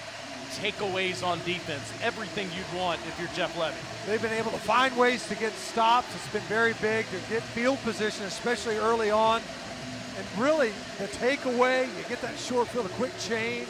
They've done an excellent job of setting up the Mississippi State offense so that they can have success. And so far in the first half, 8 tackles for loss. Negative yardage plays have been big for Mississippi State. Texas will get the football first, though, to start the second half. There's Coleman Hutzler, the defensive coordinator for Mississippi State, has to be thrilled with the way his group played in the first half. Now let's see who's fueling performance, brought to you by Gatorade. Well, all first half was really characterized by pressure. Over and over again, Mississippi State defensively able to get home, harassing Arch Manning, and even when they weren't able to sack him and get him on the ground, they were able to affect him. And then, his counterpart offensively, Blake Shapen, was started off kind of rough, but he was able to get going in the ground game, as was Devon Booth, who especially right at the end of that second quarter was really able to emerge. Arch Manning will hand to Travion Wisner, who gets up to the 29-yard line and gets near 4 yards on the play. Manning just 99 yards passing. Texas just 31 yards rushing so far. And how about that last graphic? 60 yards on the first play. With that last play, now 74 yards since. On 2nd and 6, Arch throws near the Mississippi State bench, and that doesn't get much to Wingo. An open field tackle by Diego Brumfield. You know, as much as we talk about the pressure, the open field tackling for Mississippi State, this defense has been outstanding. You know, you're trying to get the ball to Wingo out there quickly. You've got a bunch of receivers to the top of the screen to see if they don't try to create some type of disruption in the coverage. Now Wingo here at the bottom of your screen is a targeted receiver on that previous completion. Manning, that's a first down ball, and spinning is DeAndre Moore up to the 38. Alyssa, what did Coach Sark tell you? While I was waiting for him outside the locker room, I could hear that it was a very spirited halftime conversation from Sark and the rest of that team through the walls of the visitor locker room here inside the stadium. He said, we have to recalibrate. Too many self-inflicted wounds. I said, anything need to change offensively? He said, yes, we need to get back to what we were doing at the beginning of the game. Felt like they were in a good flow then. Manning hands it to Wisner. And he gets a couple of yards, maybe 2, into that heart of that Mississippi State defense. You think of this, Matt, back-to-back trips to the college football semifinals. Texas, the only team to make the playoffs each of the last 2 years. Best record in the SEC last year in the regular season at 7-1. But they're on the ropes here for the rest of the season, and what it's worth if they can't win this one today. On 2nd and 9, a line of scrimmage throw to Wingo, and Ryan takes off. Wingo still on his feet inside the 15-yard line. Kelly Jones saved the touchdown. Well, that's what Coach Sarkisian was talking about. Let's get back to the way we started. How about a couple of these quick throws to the perimeter and let our playmakers do the work? 60-yarder from Wingo to start the game, 42 more right there. Caught Mississippi State in a pressure, trying to spin a safety down to try to make that coverage, and Wingo makes the Bulldog defense pay. It's Wisner. And he stays on his feet until he's inside the 10.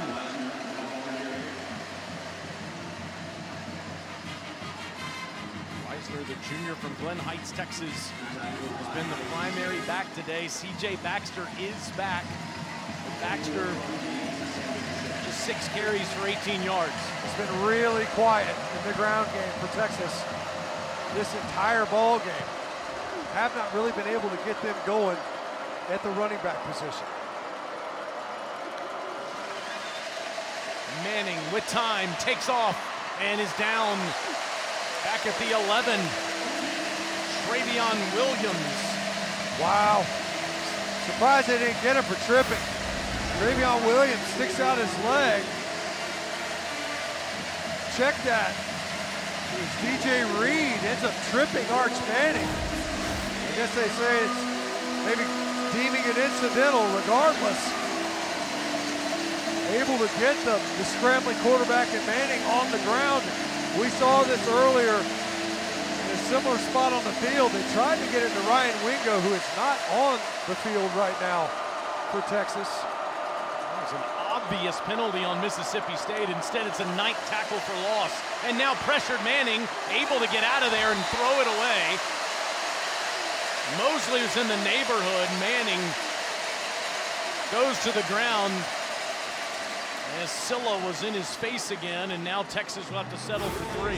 We asked Coleman Hudson, who's your best blitzer? The first guys he mentioned was Malik Silla. Just able to get upfield right now inside the block of Brandon Baker, the right tackle. Just did not identify it quickly enough. His assignment and protection. That has been the story. We talked about it coming out of half. Mississippi State's ability to pressure Arch Manning in passing situations. Mason Shipley just inside 30 yards. In fact, it'll be 29. Play clock is expiring, and they have reset it now. Bomeister to hold it, Lance St. Louis to snap it, but hold on.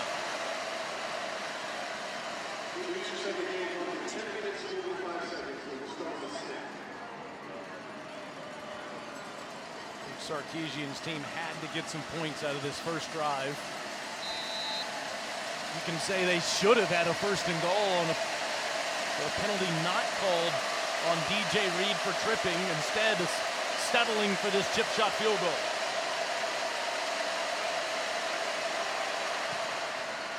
And one of the best in college football misses from 29 yards.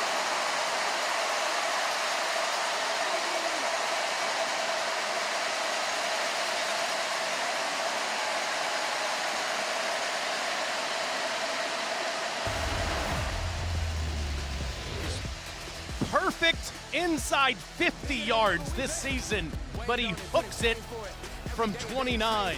State is still up 10.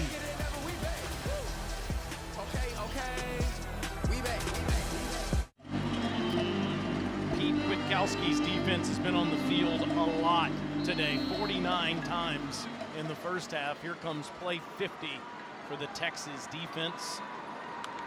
Blake Shapen and Mississippi State go back to work on offense. And around the corner, it's Booth.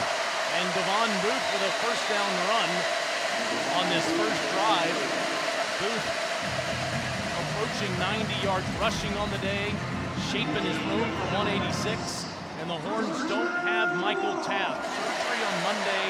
Injured his thumb in the 4th quarter last week against Kentucky. May be back for the Georgia game in mid-November. They're marked that maybe as where he might return, as Mississippi State has an incompletion there on 2nd and 10. He's one of the best players in college football. And for this defense, he is the quarterback of the secondary, constantly communicating. You see versus a tempo offense, not ideal to be without your quarterback there at safety. All free play. They're just going to blow it dead here. Yeah.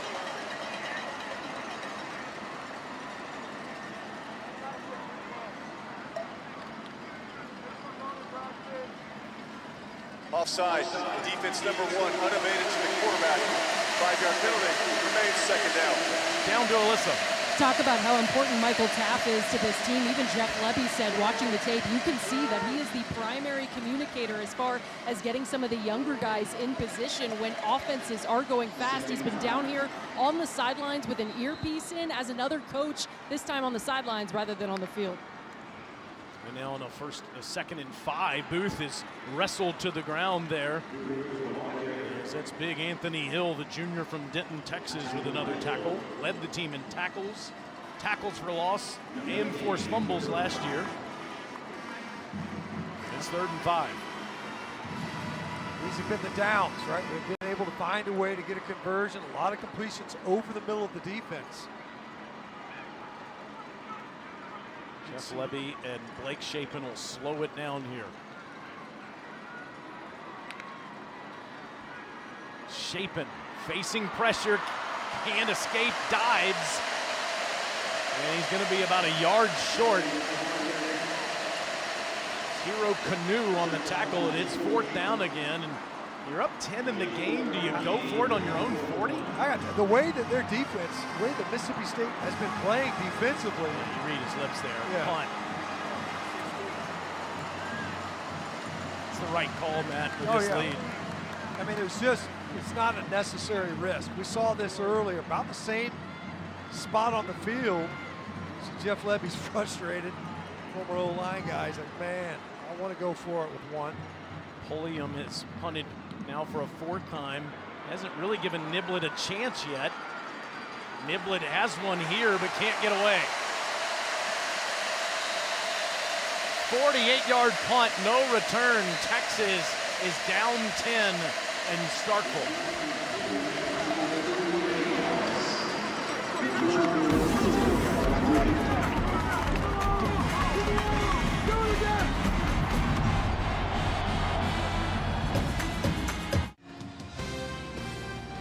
This is the SEC on ESPN. Jeff Lebby's Mississippi State Bulldogs up 10 in the third quarter. Levy wisely deciding to punt it back to Texas on a 4th and 1 at his own 40. You think Mississippi State was 2-10 last year in his first year, and they're 4-3 this year. Incredible turnaround, but he says to win an SEC game, you have to execute when it's time to win.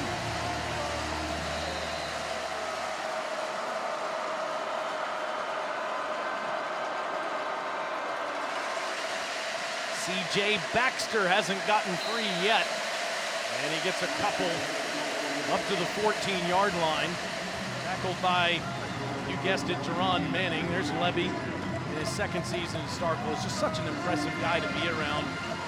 Has such a passion for calling the game, but needs his team to break through with an SEC win to take the next step. It's Baxter again, and he gets up past the 20 and be 3rd and short. Well, you can tell, you can sense the frustration all week long, not just from Coach Levy, but from his players as well. And we mentioned it off the top. This team's win-loss record is a liar, and much better than what that record would demonstrate. So far, this defense has been dominant versus Texas offensively. Can the Longhorns, who have not run the football well in this game, get a short yardage conversion? Coleman Hutzler's defense is the big reason for State's improvement. And to the air, it's a wide throw to Mosley, incomplete. Texas offense goes 3 and out against Hutzler's D. Well, Taylor, the tale is you've got a chance to try to slam it up in there with a running back, get behind one of those big offensive linemen. DJ Campbell back in there at right guard. Instead, you're trying to get it in there to Emmanuel Mosley on a slant. Mosley, you see Arch, a little bit disappointed. That ball was out in front. Mosley looked like he wasn't quite quick out of the break. Bowmeister barely got that off. Anthony Evans will call for the fair catch on a 48-yard punt. Tonight at 7:45 on SEC Network and the ESPN app. Number 17, Tennessee, travels to Lexington to take on the Kentucky Wildcats here on SEC Saturday night, presented by T-Mobile. Any upset alert there for the Vols after the loss to the Tide? Kentucky gave Texas more than 4 quarters last week. I would say Tennessee offensively a little bit different place right now than Texas is, but for sure, Kentucky's very good about making you go the long way. Not going to give you up a ton of explosives and make the ball be completed in front of them. And in this game, you know, Sark is getting more and more frustrated offensively. Gayton, they fake it to him, it's incomplete. Trying to find Evans on a slant that's thrown wide. Steve Sarkisian, phenomenal, winning 15 of the last 17 conference games in the SEC and the Big 12, and that long losing streak for Mississippi State. Eligible downfield player, offense number 72. 5-yard penalty from the previous spot, repeat first down. That goes on the center, Cannon Boone. State with a 10-point lead here. South Carolina leads Alabama in the 4th quarter. That's incredible. And Vanderbilt's on the doorstep against Missouri with only a few minutes to go in a tie game. So all sorts of craziness happening in this mid-afternoon SEC window. God, parity. Tons and tons of parity. Shapen, easy throw to Williams. And Aiden has his 3rd catch, a first down ball. Made it in front of the freshman, Grayson Littleton. You can see nice run after catch as well, and now you can jump into the tempo once again. 18 yards to Williams there. Fake to Gayton, Shapen over the top, incomplete. It's the second time on this drive he tried to find Evans over the middle and couldn't do it. Same route concept where he hit Evans earlier in the game. Brennan Thompson's underneath, buys the eyes of the linebackers who check up enough. Brennan Thompson's going to get a lot of people's attention. And Davis, once again, Evans rather, sneaks in behind the coverage, that time just a little bit out in front of him. A couple of throws, narrowly missing completions there to Anthony Evans. Shapen throws to the other sideline, and that's one of their big targets Ricky Johnson on the catch there, the freshman from Warner Robins, Georgia. Just his second catch of the year. Big though, literally from a length standpoint, 6'2". Guy that we've seen hadn't gotten a ton of looks in this offense. After that last play, Anthony Evans, who substituted out, put Johnson in. Third down. And Chapin takes off. He's going to be short by a couple of yards, and this is again that area of the field where you'd think Jeff Lebby will keep his offense on the field. It is. We have seen Blake Chapin punt it. We saw that last week in a similar spot down in the swamp. And as we mentioned earlier, given the way the defense is playing for State, do you want to risk it conceding good field position to your opponent?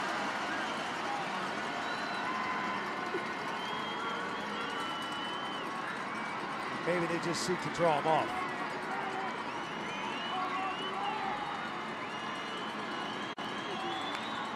Wow. They are running it. Chapin's in trouble. Oh, what a disaster for Mississippi State. Texas takes over in their territory. Jeff Lebby was not happy. He went after Anthony Evans right now. Multiple shifts, and it looked like Chapin also upset coming over to the sideline. Wow, ill-fated. We already talked about it. Even if you throw the ball away, you're giving away the ball at midfield.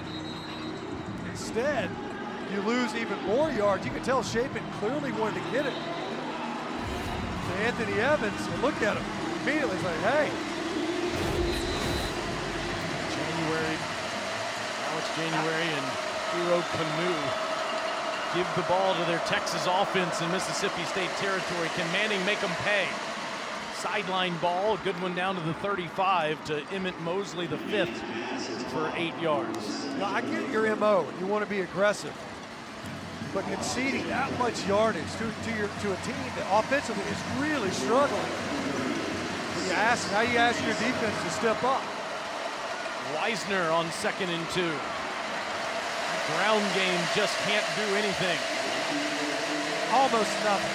Brandon Jennings with the tackle. With very little to no help out of the offensive backfield. And once again, another great job right at the line of scrimmage by Jennings. Texas has 47 yards rushing in the game, which is why Manning will throw. And he's going down. Red Hippler.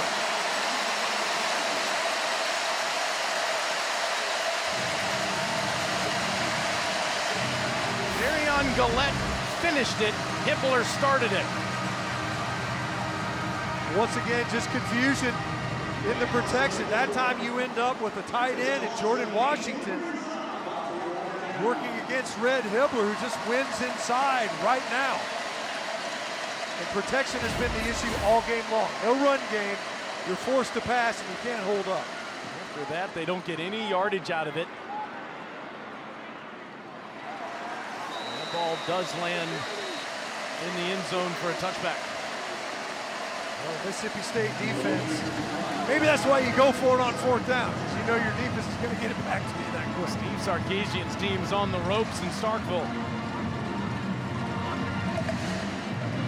Dory Noka in studio, guys. 4th-ranked Alabama's backed up against the ropes in Columbia. Lenora Sellers on 3rd and 1, keeps it, scores. South Carolina's outscored Bama 16-zip in the second half. Gamecocks by 8 with 8 to go. Wow. Dari, is that the same football team that we saw last week against the Oklahoma Sooners? It's just wild each week in the Southeastern Conference. Vandy and Mizzou tied at 10. And Mississippi State up 10 on Texas here in Starkville. It's Booth.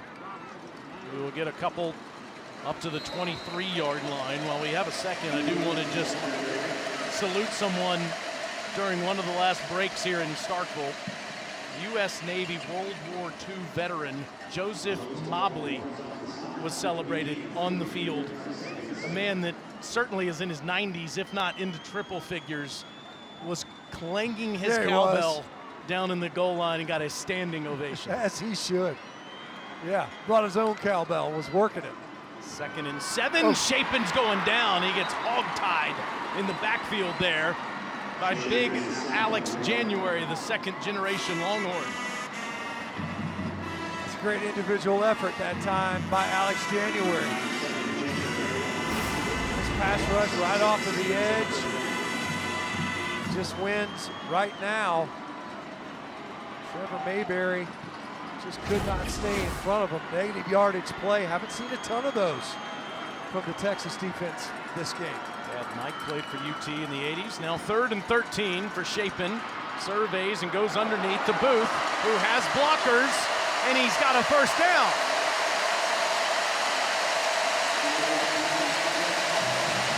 You see that concept a lot in college football. You got Trey Ori, and they just kind of pair out, so watch them.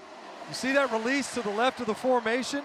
If I don't like anything to the right, I can always come back to the left. 21 yards there, and now staying in bounds is Williams, and he's free. The flag down at the end of the play. Well, the game that Aiden Williams is having. Coming into this contest, only had 10 catches. But repeatedly, boy, he's worked this near sideline. After the play, personal foul. Defense number 4, a late hit unnecessary. The penalty's half the distance to the goal from the end of the run and includes an automatic first down. That's Jelani McDonald. It ends up with the penalty. Jaden Gilbio with the missed tackle. That run after catch was huge. 7th explosive play for Mississippi State, getting 32 more, plus the 15-yard penalty, and they're down to the Texas 15. Shapen. Pressure picked up. He gets Traore, who rides defenders to a 1st and goal. Xavier Filsamy went for the ride there. Yeah, saddle up. Traore did a great job driving his feet. Shapen on a quarterback keeper. Can't get free. It's Filsamy who makes the tackle, and it's now 2nd down. That time very well defended. Filsamy, good job coming in there in that run fit. Pick up that blocker in the quarterback run. As we've mentioned before, short yardage scenarios, red zone situations. Jeff Levy a little bit more deliberate in his timing, not as fast-paced. Free play. They're not even going to let it count because he takes a hit there, but it was caught even though Williams was out of the end zone.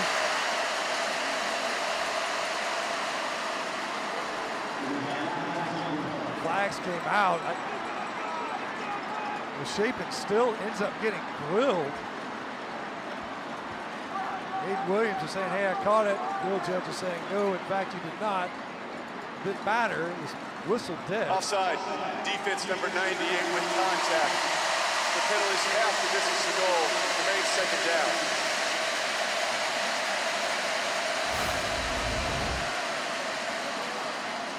You think, we already talked about how many snaps these guys have played. And tempo, tempo, tempo. And boom, that's a big hit now. You see Aiden Williams battling for this ball. He was out of bounds, so it wouldn't matter. Either way, Shapen took a big shot at the end of that play. Put it down at the 2 on a 2nd and goal.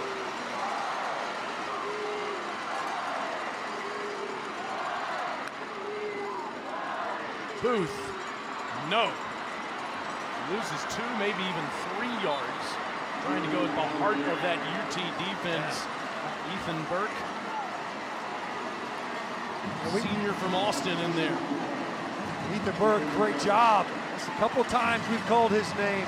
He's been able to win underneath the blocks. And look, we've seen teams test the Texas interior defensive front in this low red zone area. Ask Kentucky. There's not a lot of running room.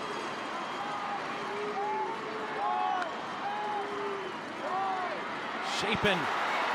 End zone. Touchdown, Thompson.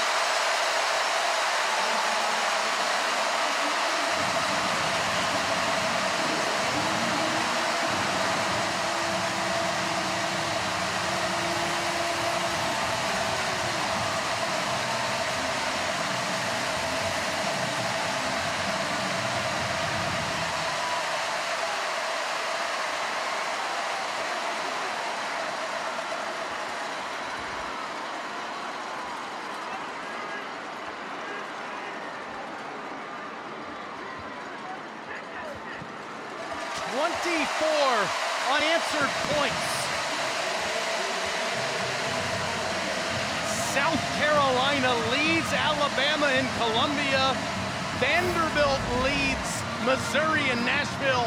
State all over Texas in Starkvegas. Just fantastic protection. Long enough for Thompson to uncover. Chapin, great job, not panicking, not flushing, managing the pocket. I got to tell you, Taylor, I got to go back. You give it up on downs, on fourth down, you go backwards. Mississippi State defense gave up 0 yards, forces a 3 and out. And the Bulldogs take it 80 yards on 8 plays. The defense, once again, answering the bell, and the offense taking advantage of that opportunity. Complimentary football really at its finest on display right there.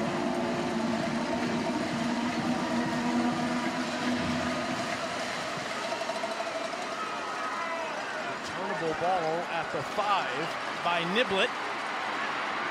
And he's down at the 20. Hasn't been able to do much today in special teams. Well, much was made all week about the Texas special teams. Jeff Levy repeatedly said, hey, I got to tell you, we think our special teams is pretty good too so far this year. And I will say in this game, they have done an excellent job. Remember, they did get that field goal block. Otherwise, when they're talking about exchanging possessions, they've done a good job of flipping the field and containing Niblett in the return game.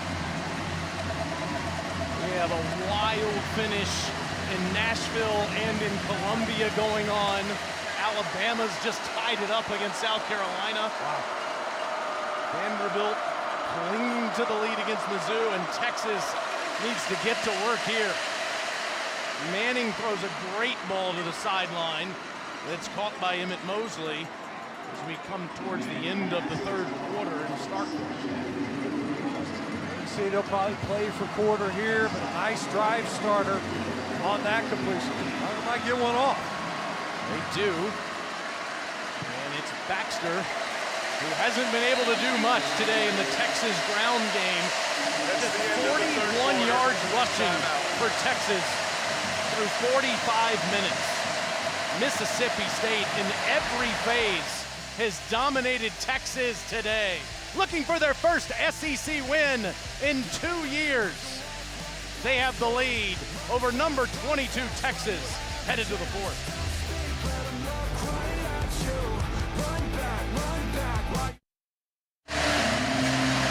Welcome back to SEC College Football, presented by Sonic. This place has been lit up from the jump. And why not? They want to see the losing streak in for Mississippi State in the SEC. Arch Manning tries to set up a screen, and not much doing as Wisner is hit. It's third down after Jerron Manning and Malik Silla there on the tackle. I mean, even big Calvin Dinkins from defensive tackle worked his way out there. This defense has looked very well schooled. The 11th tackle for loss in this game, and they are showing pressure again.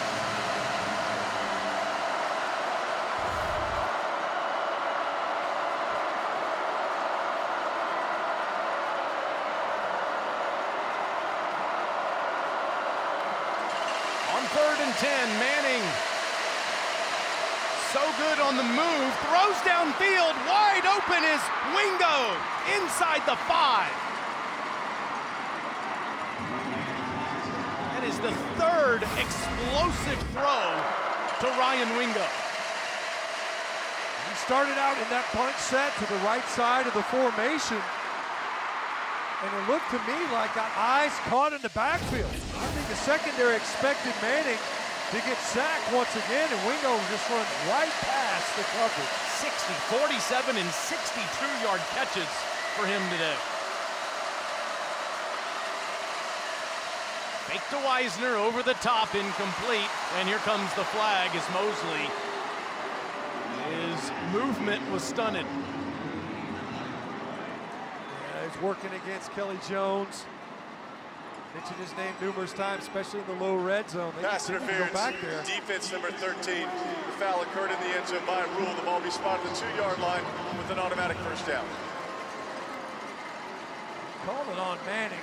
He easily could have gotten it on Kelly Jones as well, who was on the ball, the intended receiver. At the bottom, see the tackle there, trying to get the ball to Mosley. It was Jones.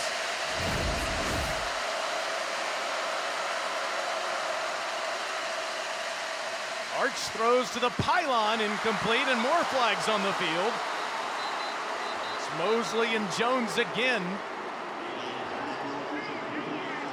Pass interference, defense number 1. The foul occurred in the end zone with a snap from the 2-yard line. By rule, the penalty is half, and this is the goal from the previous spot. It includes an automatic first down. Back-to-back snaps on Kelly Jones. Singing his praises in the first half, got the interception. This time they've been going after big number 1. Get a couple of penalties and a fresh set of downs.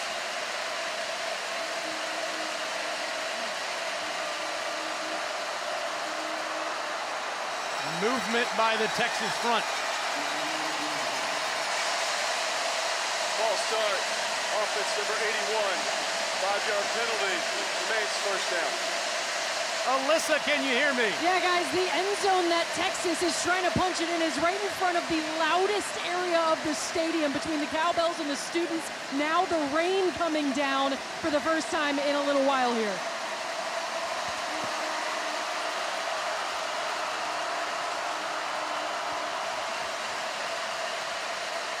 Manning with a rope, and that's caught. No, incomplete. Livingston had it. He thinks it's a touchdown, and they're talking about it.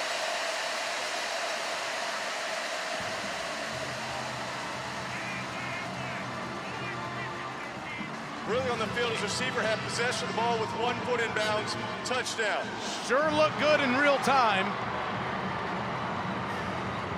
Livingston already with 1 today from his roommate, looking for another. I'm sure they'll take another look up here. Move the pocket because protection's been so difficult all game long. And does Livingston, does he have possession with a foot in bounds? I don't know. Is that left toe still in bounds when he possesses the football?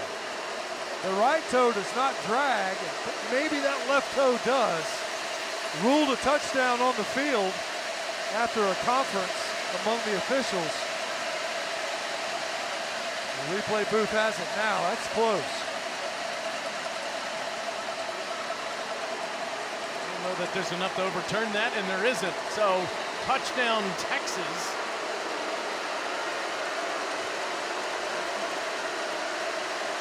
And Shipley's on to make it a 10-point game again.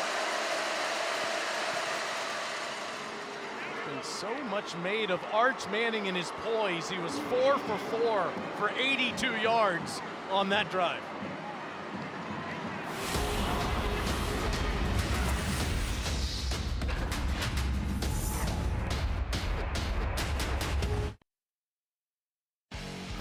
Texas needed Arch Manning to come to life, and he did. Well, he certainly found the right guy to go to the football because Ryan Wingo's been the story most of this football game. 3rd and 10. Roll to his left, found one of his favorite targets. Really, most of the offense has been to number 1. Then goes back to Parker Livingston. Able to drag that toe to get that touchdown and make it a 2-possession ball game. It's more yardage than the rest of the team does, and Mississippi State will get it at the 25. Dari Noko, we have pandemonium in the mid-afternoon in the SEC. Taylor, it is flat wild. Bama down 8. Ty Simpson, Jeremy Bernard. They're down by 2. They go for 2 for the tie with just over 2 minutes to go. And on the 2-point conversion, Simpson finds Josh Cuevas. So it's 22 apiece. Lenora Sellers fumbled on their next possession. Bama has it in South Carolina territory, guys.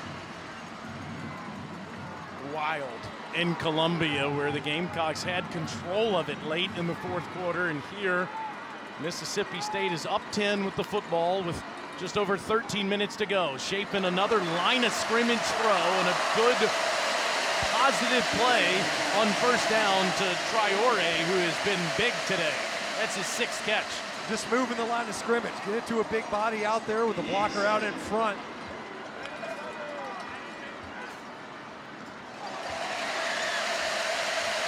And that's a first down to Evans.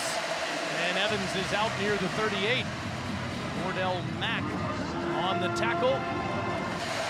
That is Evans' 4th catch. He has at least 4 in every game this year. Shapin with a shovel. It's Booth that's off to the races. He's gone.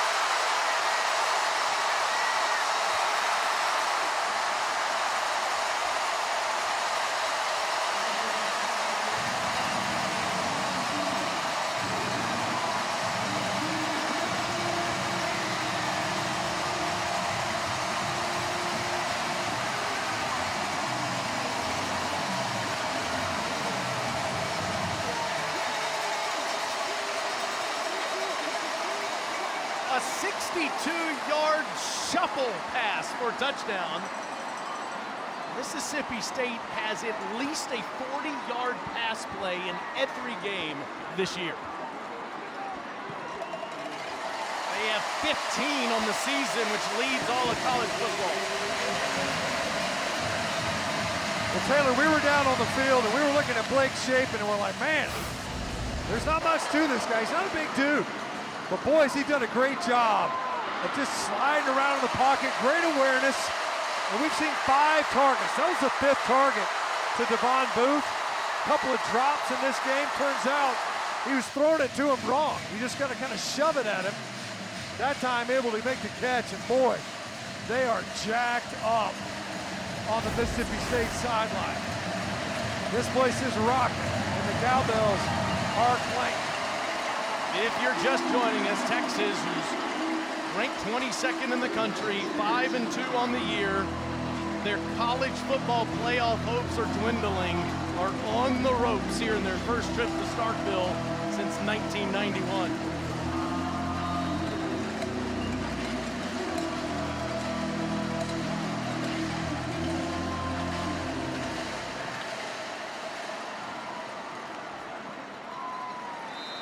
All right, Dari, you told us about the Tide and the Gamecocks. What's going on with Vandy and Mizzou?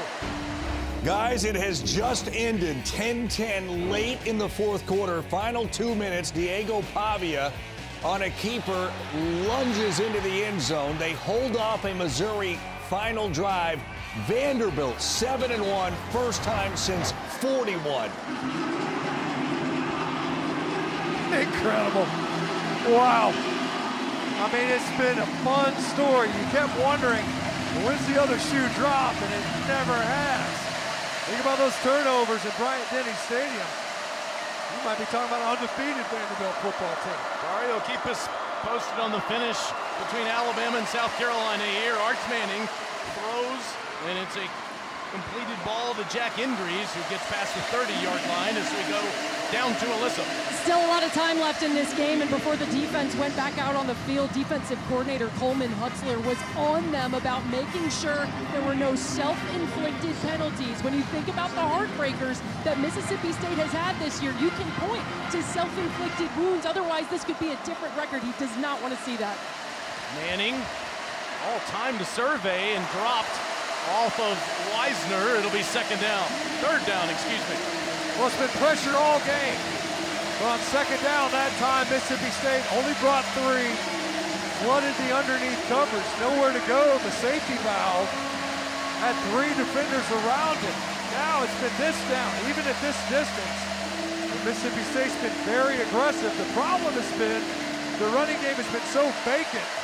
You have to think, last time we saw Texas they attempted a quick slant to try to pick up the yardage needed. On 3rd and 3, Manning with pressure throws, and it's caught short of the first down marker. Livingston made the catch. Manning made another tackle. It's 4th down. And Manning, the quarterback, got crushed again. He had to actually jump in the air to try to deliver it. And you can see the urgency now. It's a 3-possession ball game with a 17-point lead. And Texas compelled to go for it here on 4th.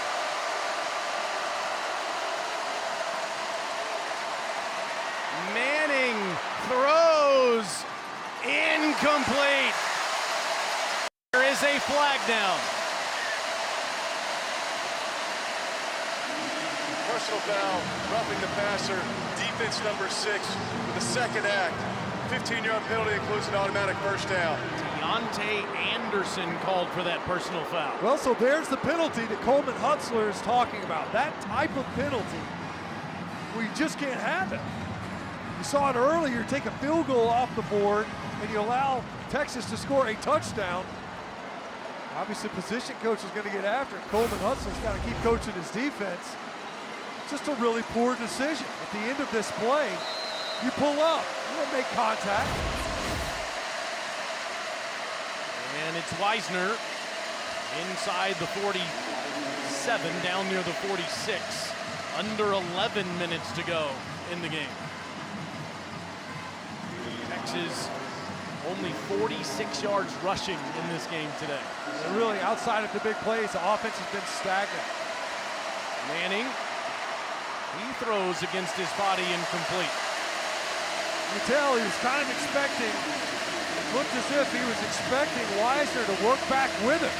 When your quarterback's rolling, you have to move with him. He's rolled to the right, you got to break to the right. If you're deep, come shallow. If you're shallow, break deep. That time Wisner just stayed put. Didn't give Manning anywhere to go with the football. Do you have any headache medicine by chance? Been chewing on some Goodies powder this entire game.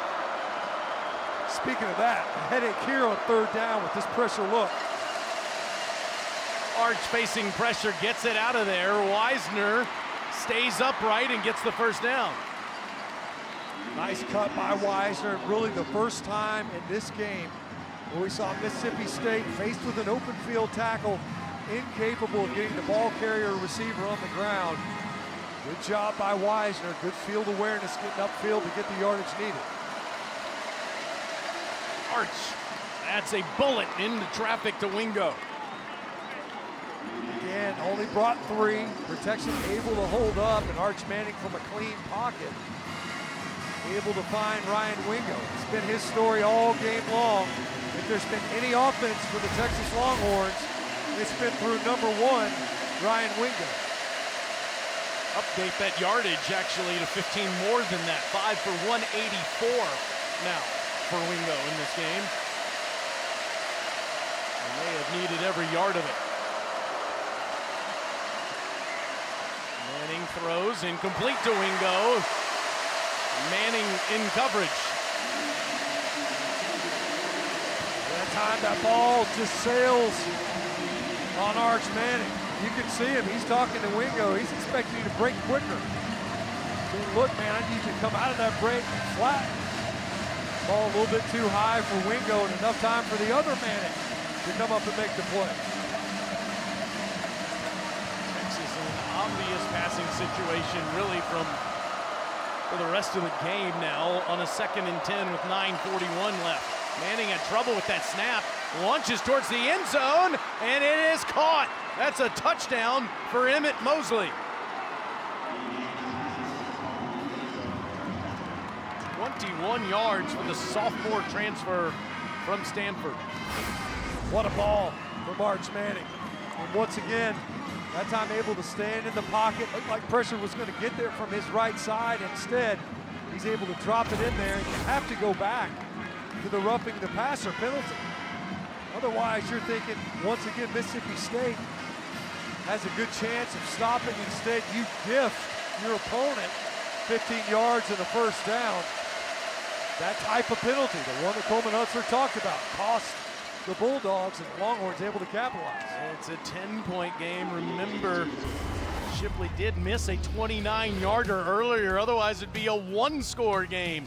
Texas trying to hang around in Starkville.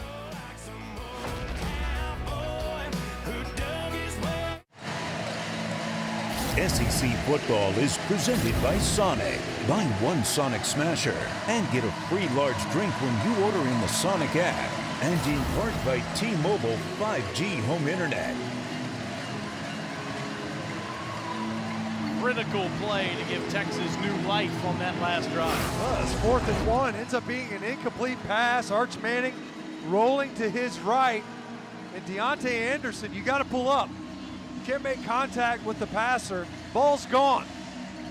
And that's what gave a first down, extended the possession, leads to a touchdown. Arch Manning, when given time, throws a good ball downfield to Mosley, able to keep Texas in this game. Mississippi State, as usual, calls for the fair catch and will get it at the 25. Back to Dari with another studio update. Guys, I'll ask our friend Langer to close her ears here. South Carolina had the 8-point lead. Alabama scored, recovered a fumble. Jeremy Bernard in from 25, and the Tide survived 29-22. Here in Starkville, Mississippi, we're upstairs in the booth. Kevin and Rhett, Spotter and Stats, Stinch and Taylor with you. Alyssa on the field watching Mississippi State try to win their first game in Starkville against an SEC opponent in 3 years. Mississippi State has been terrific running it, approaching 100 yards, throwing it. Chapin has over 300 yards passing for the second straight week. And the defense has caused turnovers and a bunch of tackles for loss. But, and yet, despite all of that, and great defensive play, opportunistic offensively, the balance, Texas still in it. Chapin trying to get out of there with flags everywhere. That play was doomed from the jump.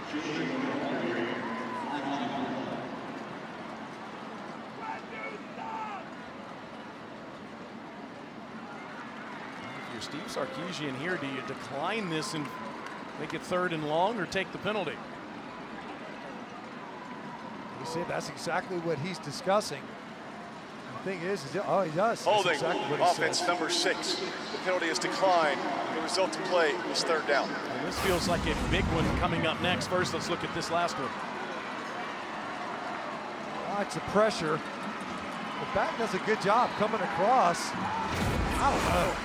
I mean, he ends up, that actually looked to me to be a pretty clean block. Good job by Booth. Regardless, the size difference probably led to some of that. 3rd and 10 plus.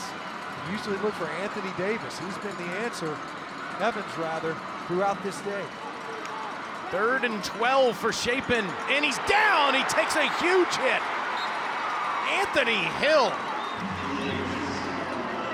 Texas forces a 3-and-out, exactly what they needed, and this one is far from over. No, absolutely it is. Think about the big plays. Great job. So watch, you're going to end up kind of stunting. It's a little twist on the inside. Hill starts, does a great job getting upfield quickly. It involves the running back.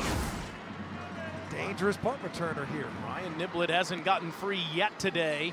It's a good kick by Pulliam that's going to take Niblett back to his 30-yard line. And Niblett runs into his own man shy of the 40. Well, Taylor, we've seen this multiple times in this game.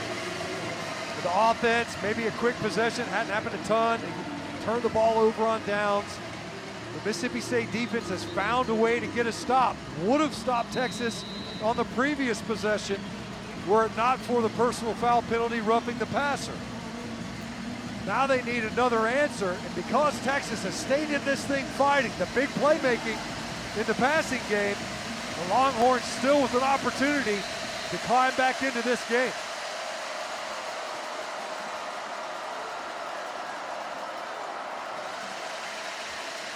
Manning throws deep. Wingo, no, incomplete. That's Kelly Jones. We've seen that battle all day. Yeah, that was, Kelly Jones was all over it. We said this a couple of times. He's running step for step with Wingo, and that length really covers up. Even if you do get past Kelly Jones at 6'4", and he's every inch of it. We saw him on the field earlier. Easy for him to close that gap. Manning steps in and throws underneath. That's caught by injuries.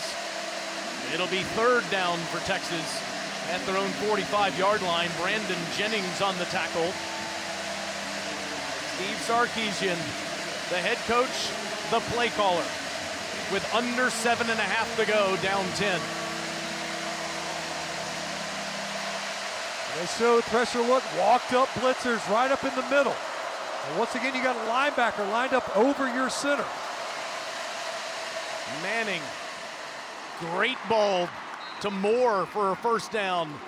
And into Mississippi State territory, Moore beat Manning. That time, Texas solves the riddle. Great job by Wisner on his blitz pickup to get just enough time for Manning to deliver that ball downfield. Under 7 minutes left. Texas down 2 scores. Wisner, that's close to his best run of the day, near a first down. Picks up 9. Nearly broke it. Almost broke that run. The running game has been bottled up all game long. It was his best run of the day. Unsurprising, it's been so quiet. This drive here, see if that ground game starts to get going.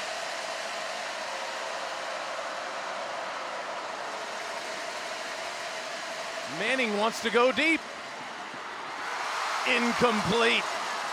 There are flags on the field. Livingston was pushed by Williams.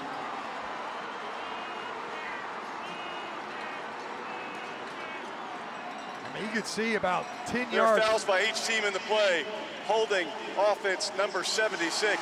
Pass interference, defense, number 15. Those fouls offset. Replay, second down.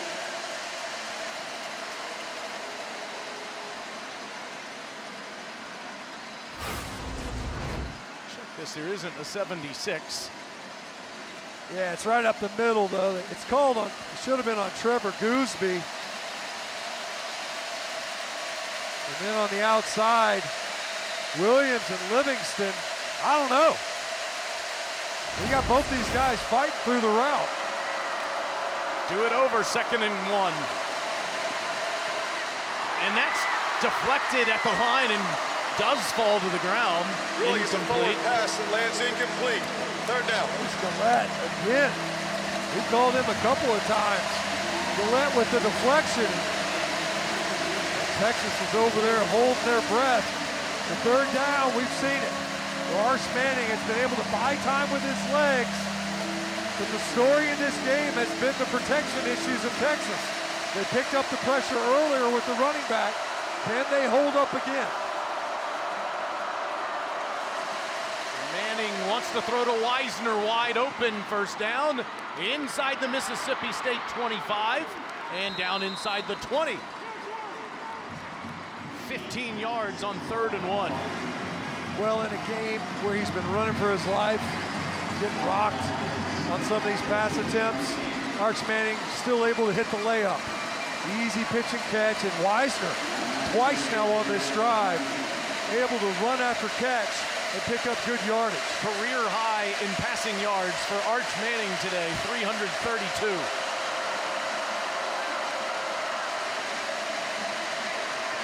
He throws, and it's incomplete, looking for Wisner again.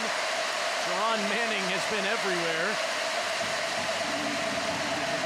5:28 left. Texas does have all 3 of their timeouts. They're down 2 scores. Taylor, on this drive, Texas has figured it out. Now, whether it holds up is a different story, but the protection has been much stronger.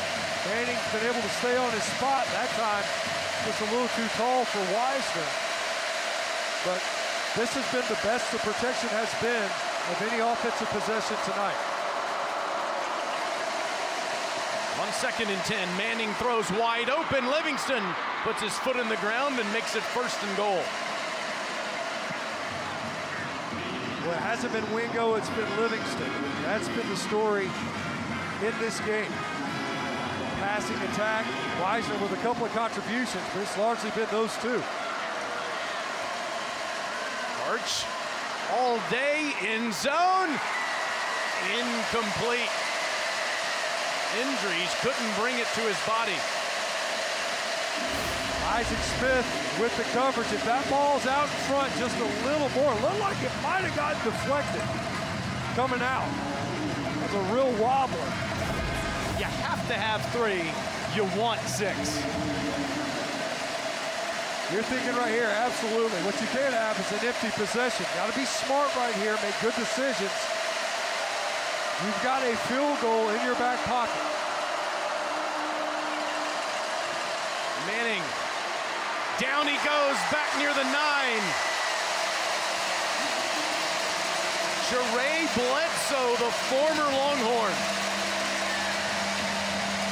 Bledsoe, one of those guys that they've picked up. Now we've seen it, especially in this drive, condensed part of the field, so the ball's got to come out a little bit quicker. Certainly help versus the pressure. We saw earlier on the touchdown throw, Texas moved the pocket from this hash to the field side to give Arch a little bit of time to throw on the run. 11th play of the drive. Manning facing pressure. That's a drop slant. Wingo has been outstanding today, but Texas will have to settle for 3. As good as Wingo has been in this game. We've had a couple now in this game where the ball hits him, he's got a chance to come up with a catch. That's a touchdown if he runs through it. Mason Shipley's one of the best in the game. He missed from 29. This is from 26.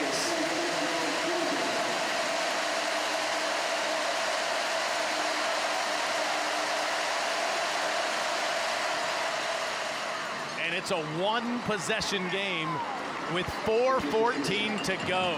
Can Mississippi State put Texas away for their first SEC win in 2 years?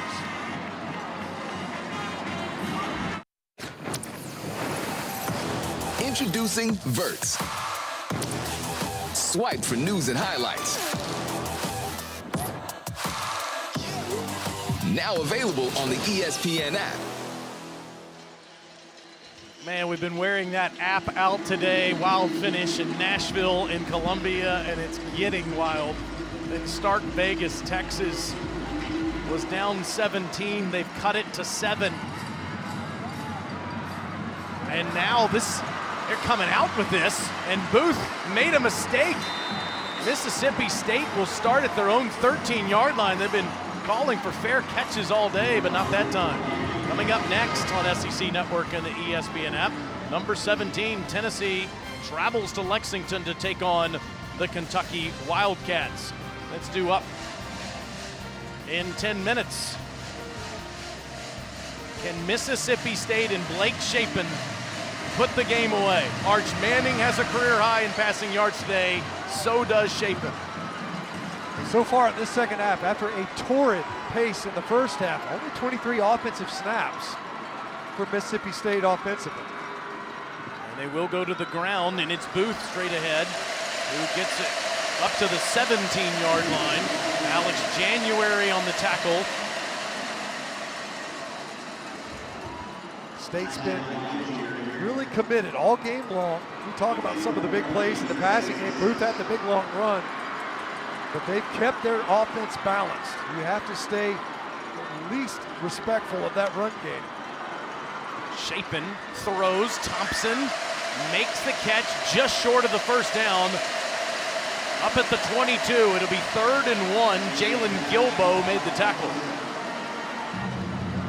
I always see Thompson a little bit shaken up after that, holding his hand. They're going to leave him in there, trap that Texas personnel on the field. Strength of Texas defense has been its interior in the front line today, especially on plays like these. We've seen it. Boy, they got a lot of bodies along the line of scrimmage.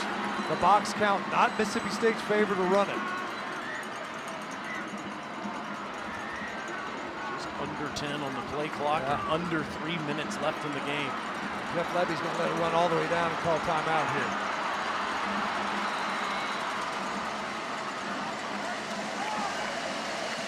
Mississippi State has called their first time out of the half. It's 30 What a seconds. big call here for the second-year coach, former offensive coordinator at Oklahoma. His alma mater came here to Starkville, 0-8 in conference play last year, 0-3 in conference play this year.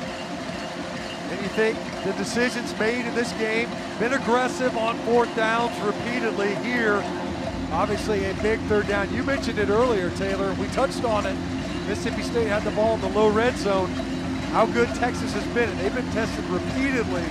Their interior defensive front. If you're going to try to just get those short yardage scenarios, what they are really good and where they've been tried over and over again is denying that. Not a ton of running room inside. We've seen Mississippi State pop a couple of runs, but can they horse somebody out? And Kamario Taylor, the freshman from Macon, Mississippi, who's come in these situations a few times last week and scored a touchdown doing it at the goal line earlier today, is in there, and he'll keep it, and he will not get it. Ethan Burke forces a fourth down. Great job by Texas on the edge. We've mentioned Ethan Burke repeatedly. Here in the second half, the running game has vanished for Mississippi State. 0 rush yards. Well, we've talked about Ethan Burke. Well, he's come up big in the backfield numerous times. They just weren't well assigned on this one. Burke, great job of stringing that play out. Sixth punt today for Pulliam. Ryan Niblett, the dangerous punt returner, is back there, and another bomb by Pulliam, and Niblett's back near the 23. Gets the sideline. Niblett, he's gone! Touchdown, Texas!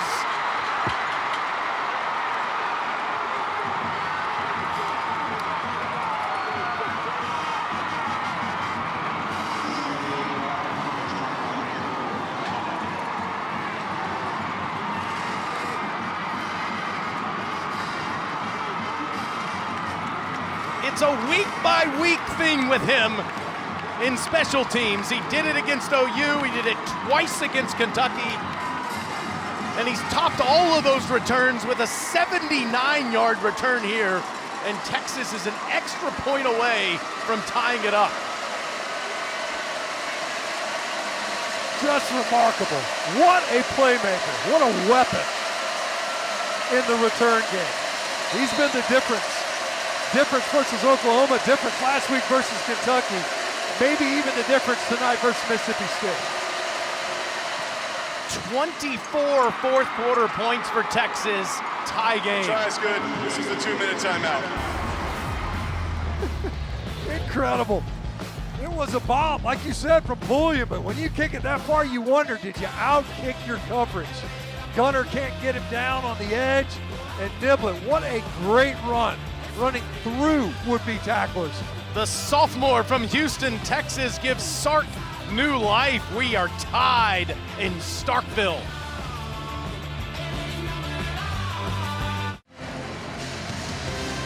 This is the SEC on ESPN. Starkville has been raucous from the jump, but it's a little rattled right now after this big Texas comeback, and that is a fair catch that Mississippi State will call, and they'll get it at the 25. You think of all these close calls they've had, especially this year against Tennessee. Could have won the game, instead of lost it in overtime to the Volunteers last month. After losing to Texas A&M, they had it, but then the interception that Blake Chapin throws to Florida's Mekhi Boro at the Florida 29, the Gators survive.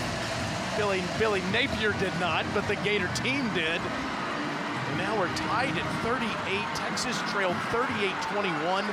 Mississippi State back-to-back 3-and-outs the last 2 times they've touched the ball on offense. Shapen hands to Booth again, and Booth will get ahead to the 28. That's 3 yards. Ethan Burke on the tackle. Texas has all 3 of its timeouts. Mississippi State has 2.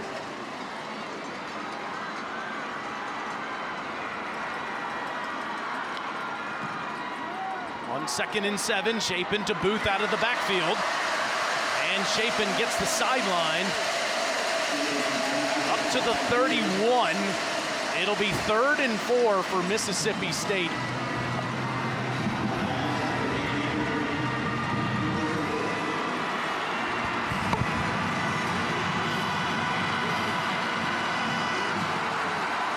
.120 left in the game on this 3rd and 4.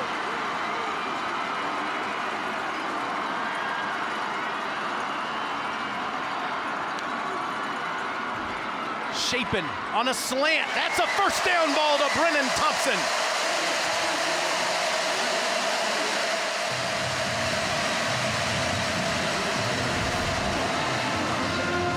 Thompson now with 6 catches on the day. Shapen throws again, and it's a good ball, and it's Evans into Texas territory. Kyle Ferry made a 55-yarder, a school record against Southern Miss. Needs about 11 more yards to give him a reasonable chance. Shapen, pressured, throws into the bench.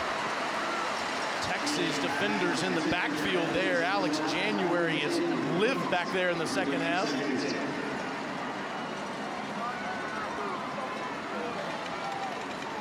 You know what the fuck going on. 57 seconds left in the game.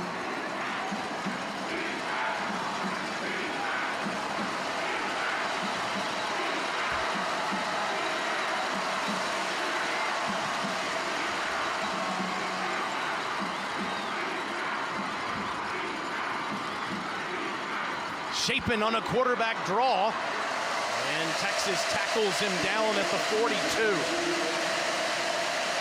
Colin Simmons on the tackle. Neither team is using timeout here. The 3rd and 6, let's see how far down either side allows it to go here. Jeff Levy's coming over.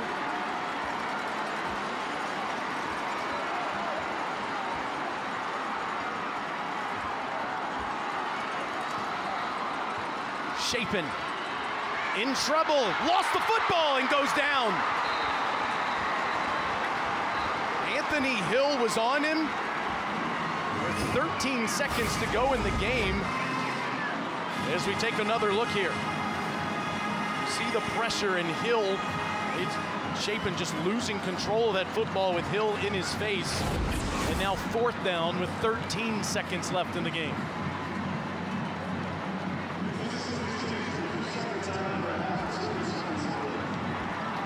At midfield on a 4th and 10, and staring overtime in the face here. Mississippi State will call its 2nd timeout. Blake Shapen goes over to the sideline and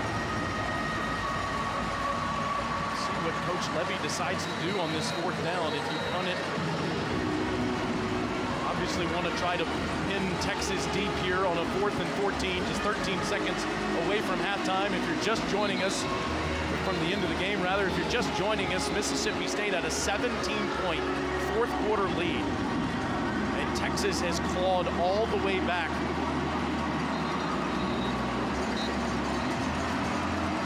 Blake Shapen and the offense is out on the field here on a 4th and 14. Now, we did see Shapen punt it last week against Florida in a similar situation.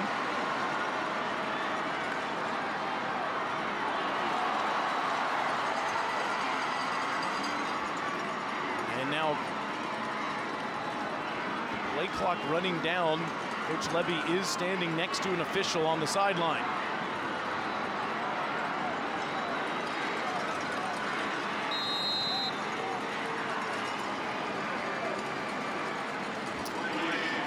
Mississippi State will take the penalty and punt it away.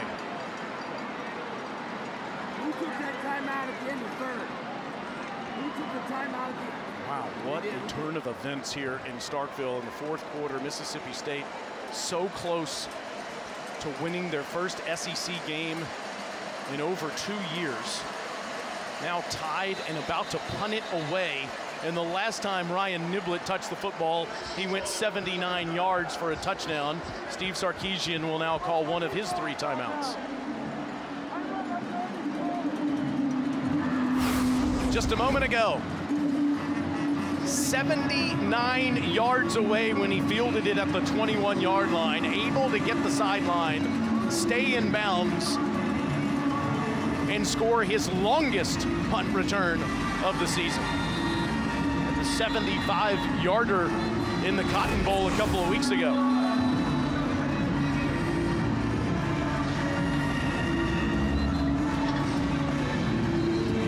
Jeff Levy's team has faced such heartbreak a couple of times in recent weeks. Of course, Texas had to go extra sessions last weekend in Lexington. As you see in the bottom right portion of your screen, Tennessee and Kentucky on ESPN News here in just a few minutes. Pulliam punts, and Niblett is not back there. And the ball is down at the 1-yard line with 3 seconds to go in regulation. Now, if you're Arch Manning, you have to dive forward here with 1 play remaining.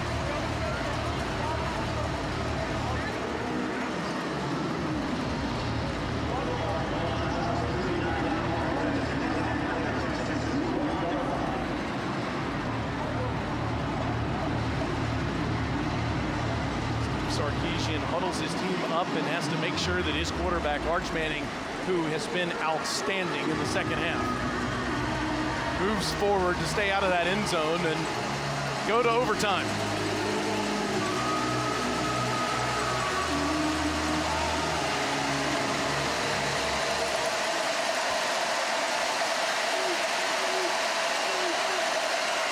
Arch does have Wisner next to him, and he does just dive forward. And we're headed to overtime in Starkville.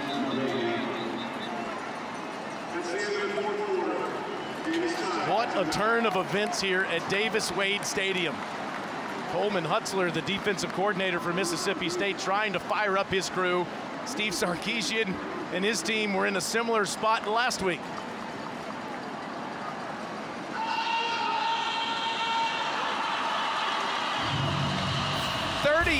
Apiece in Starkville. Mississippi State controlled it most of the game, but Texas has come fighting back. Stay where you are.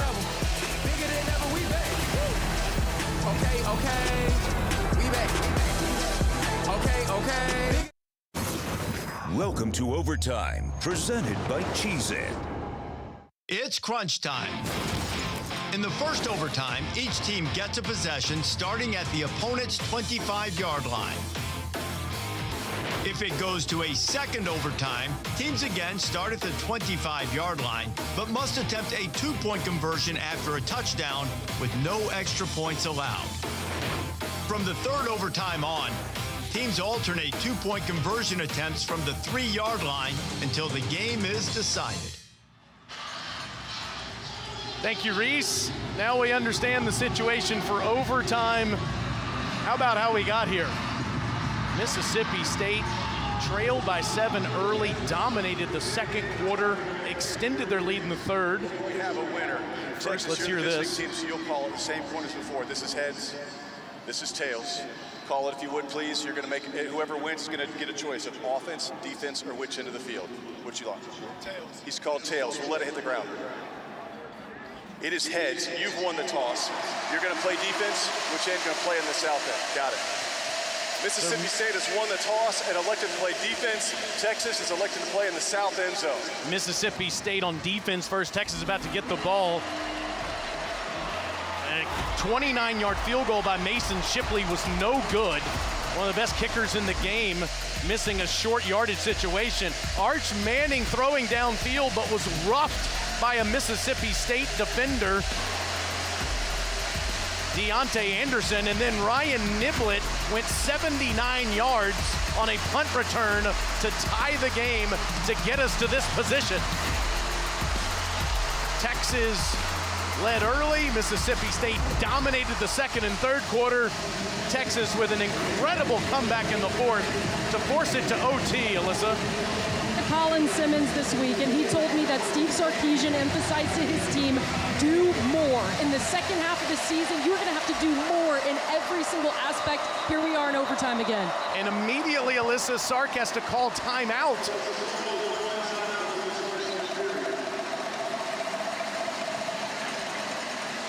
Clearly, there was some miscommunication there with the formation.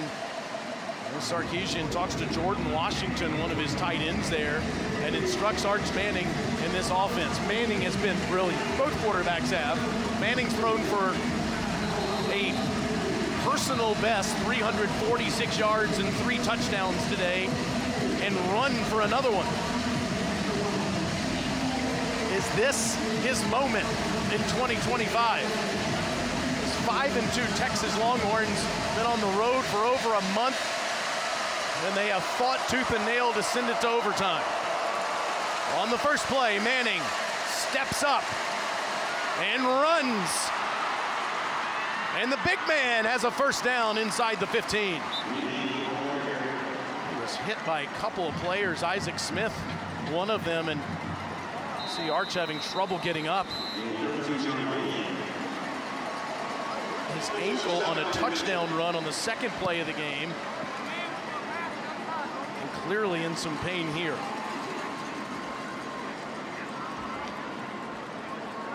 Here's Cooper, Ellen, and Olivia Manning watching. Smith with the hit.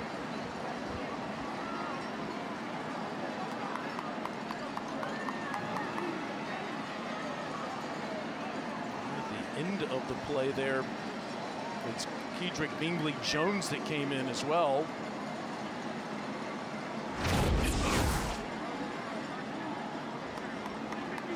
Six foot 4, 220 pounds.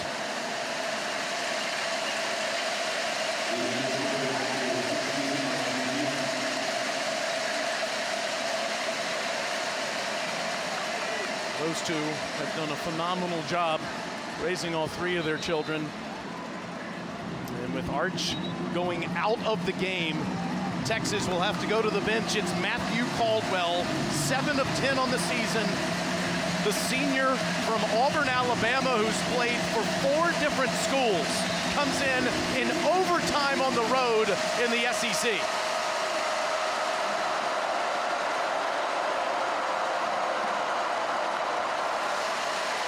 Caldwell hands it off, and it's Weisner who runs down near the 5, inside the 5 to the 4. Rylan Lanier on the tackle. Caldwell 7 of 10 passing, 75 yards on the season. Will he do anything other than just hand it off here? Texas has struggled to run the football today.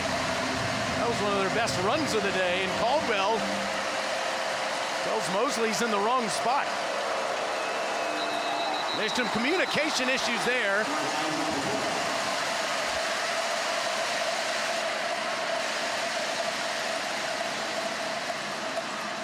The illegal snap, offense number 62. 5-yard penalty. Connor Robinson starting for Cole Hudson in communication problem with Caldwell as we go to Alyssa. Yeah, guys, standing here watching Texas's injury 10. Arch Manning still in there, but he did try to stick his head out to see what his offense was doing before the trainers pulled him back in. Looked a little bit woozy going in there, but I will give you an update when I have it. That tent is zipped up in there, and instead of 2nd and 1, it's now 2nd and 6 for Caldwell. It is Weisner to Caldwell's right, throws to the back pylon. It is caught by Mosley, but out of bounds. Really on the field is an incomplete pass. 3rd down.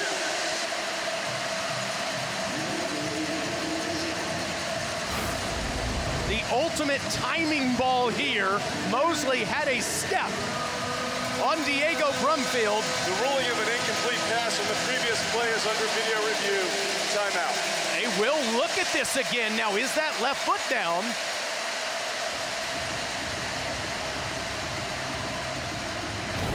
Replay official Jim Laborde and the communicator Pat Tate will talk to our referee Jason Autry. Is there enough to overturn that call on the field? Just have to have 1 foot down. Is that foot down with the left foot down while he possessed the football is the question.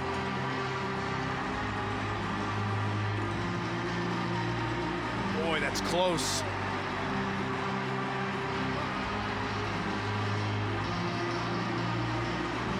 This might be the best look. Does he have control of the football as he's bringing it to his body with his left foot inbounds is the question.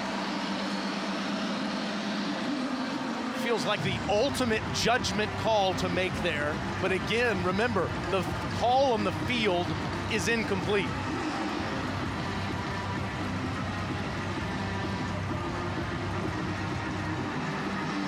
Something tells me everyone in Bernard says touchdown. Everyone in maroon says that's not enough evidence.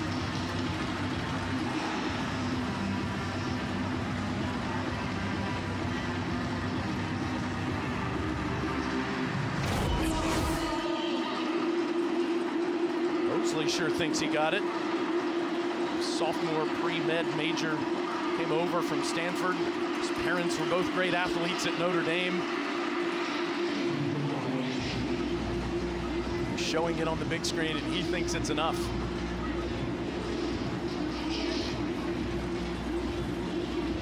What a huge call towards the end of October in the Southeastern Conference.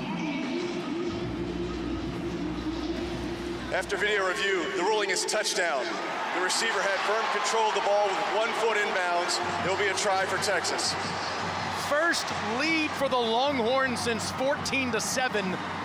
Early in the second quarter on a Matthew Caldwell touchdown pass to Emmett Mosley.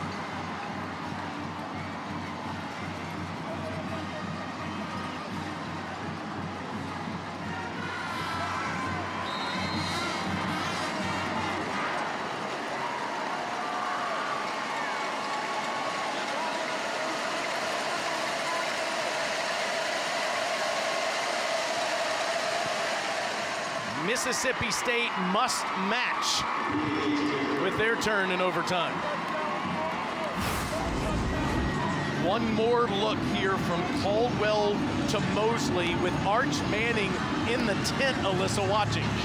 Still in the tent, Taylor. I'm standing here on the Texas sideline watching for as soon as he comes out. But obviously, Mississippi State about to go back to work. And as I told you a few minutes ago, Steve Sarkisian's message to his team all day, or all week, I should say, was do more. Just a little bit extra for when you get down into the second half of the season and you have to fight and claw for these road wins like they did a week ago. For Mississippi State, as I was talking to these guys this week, Blake Shapen said, we know we're so close to the dam breaking. We've been so close against Tennessee, then again against Florida. They truly feel like they have the makings of using this as a momentum swing today. Texas has scored 24 unanswered. State must match. Shapen throws across the middle. Incomplete. Thompson can't make the catch.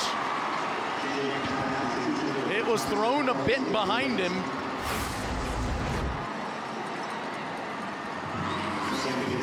If that ball is thrown on his front shoulder instead of the back one, he could have been in the end zone.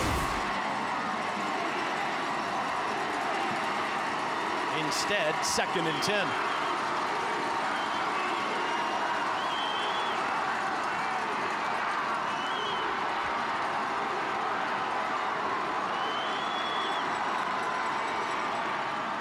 Shapen facing pressure, throws to the corner and incomplete. Thompson can't make the grab.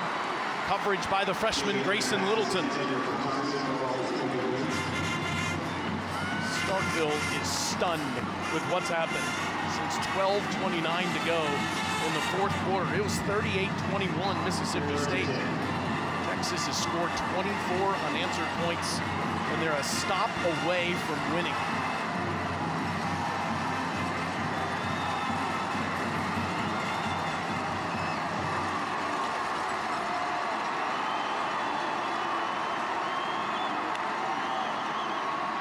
On 3rd and 10, Chapin's hit.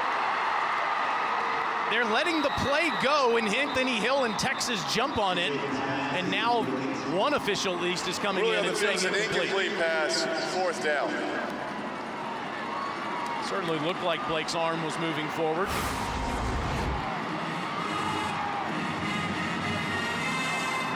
And it was.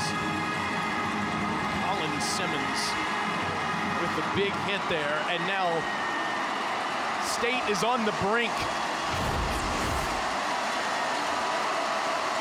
Must get past the 15 to keep the game alive. And their flags say it's going to be 4th and 15 instead. Prior to the snap, false start, offense number 77. 5-yard penalty, remains 4th down. And with the game on a line in the 4th and 15, you wonder if you're Jeff Levy, if you use one of those timeouts here just to settle your team down. And he'll call the play. This Texas sideline down here, Taylor going absolutely nuts. They are cheering for a Texas defense that has been on the field a whole heck of a lot over the last 3 games. Another overtime matchup tonight. On 4th and 15. More procedural issues. False start, offense number 72. 5-yard penalty, remains 4th down. 4th and 20 for Mississippi State, and they have to. Mississippi State has called their one timeout for this overtime period. Here is that timeout we talked about. Jeff Levy needs a miracle suddenly. You think, Alyssa, they had total control of this football game half an hour ago, and now they need a miracle. Yeah, it goes back to what I told you guys at the beginning of the 4th quarter when there was still a lot of time left and it was all momentum.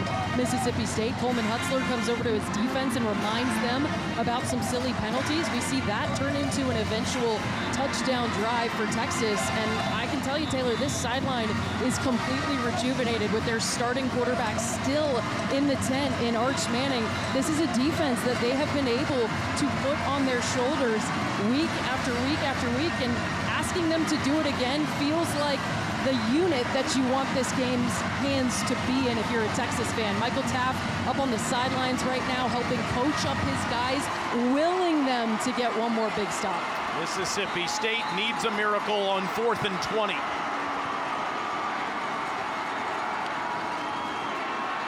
Chapin facing pressure, trying to get out of there. He can't! Texas ends the game with an Ethan Burke pressure. What a miracle win at Mississippi State for the Texas Longhorns in overtime.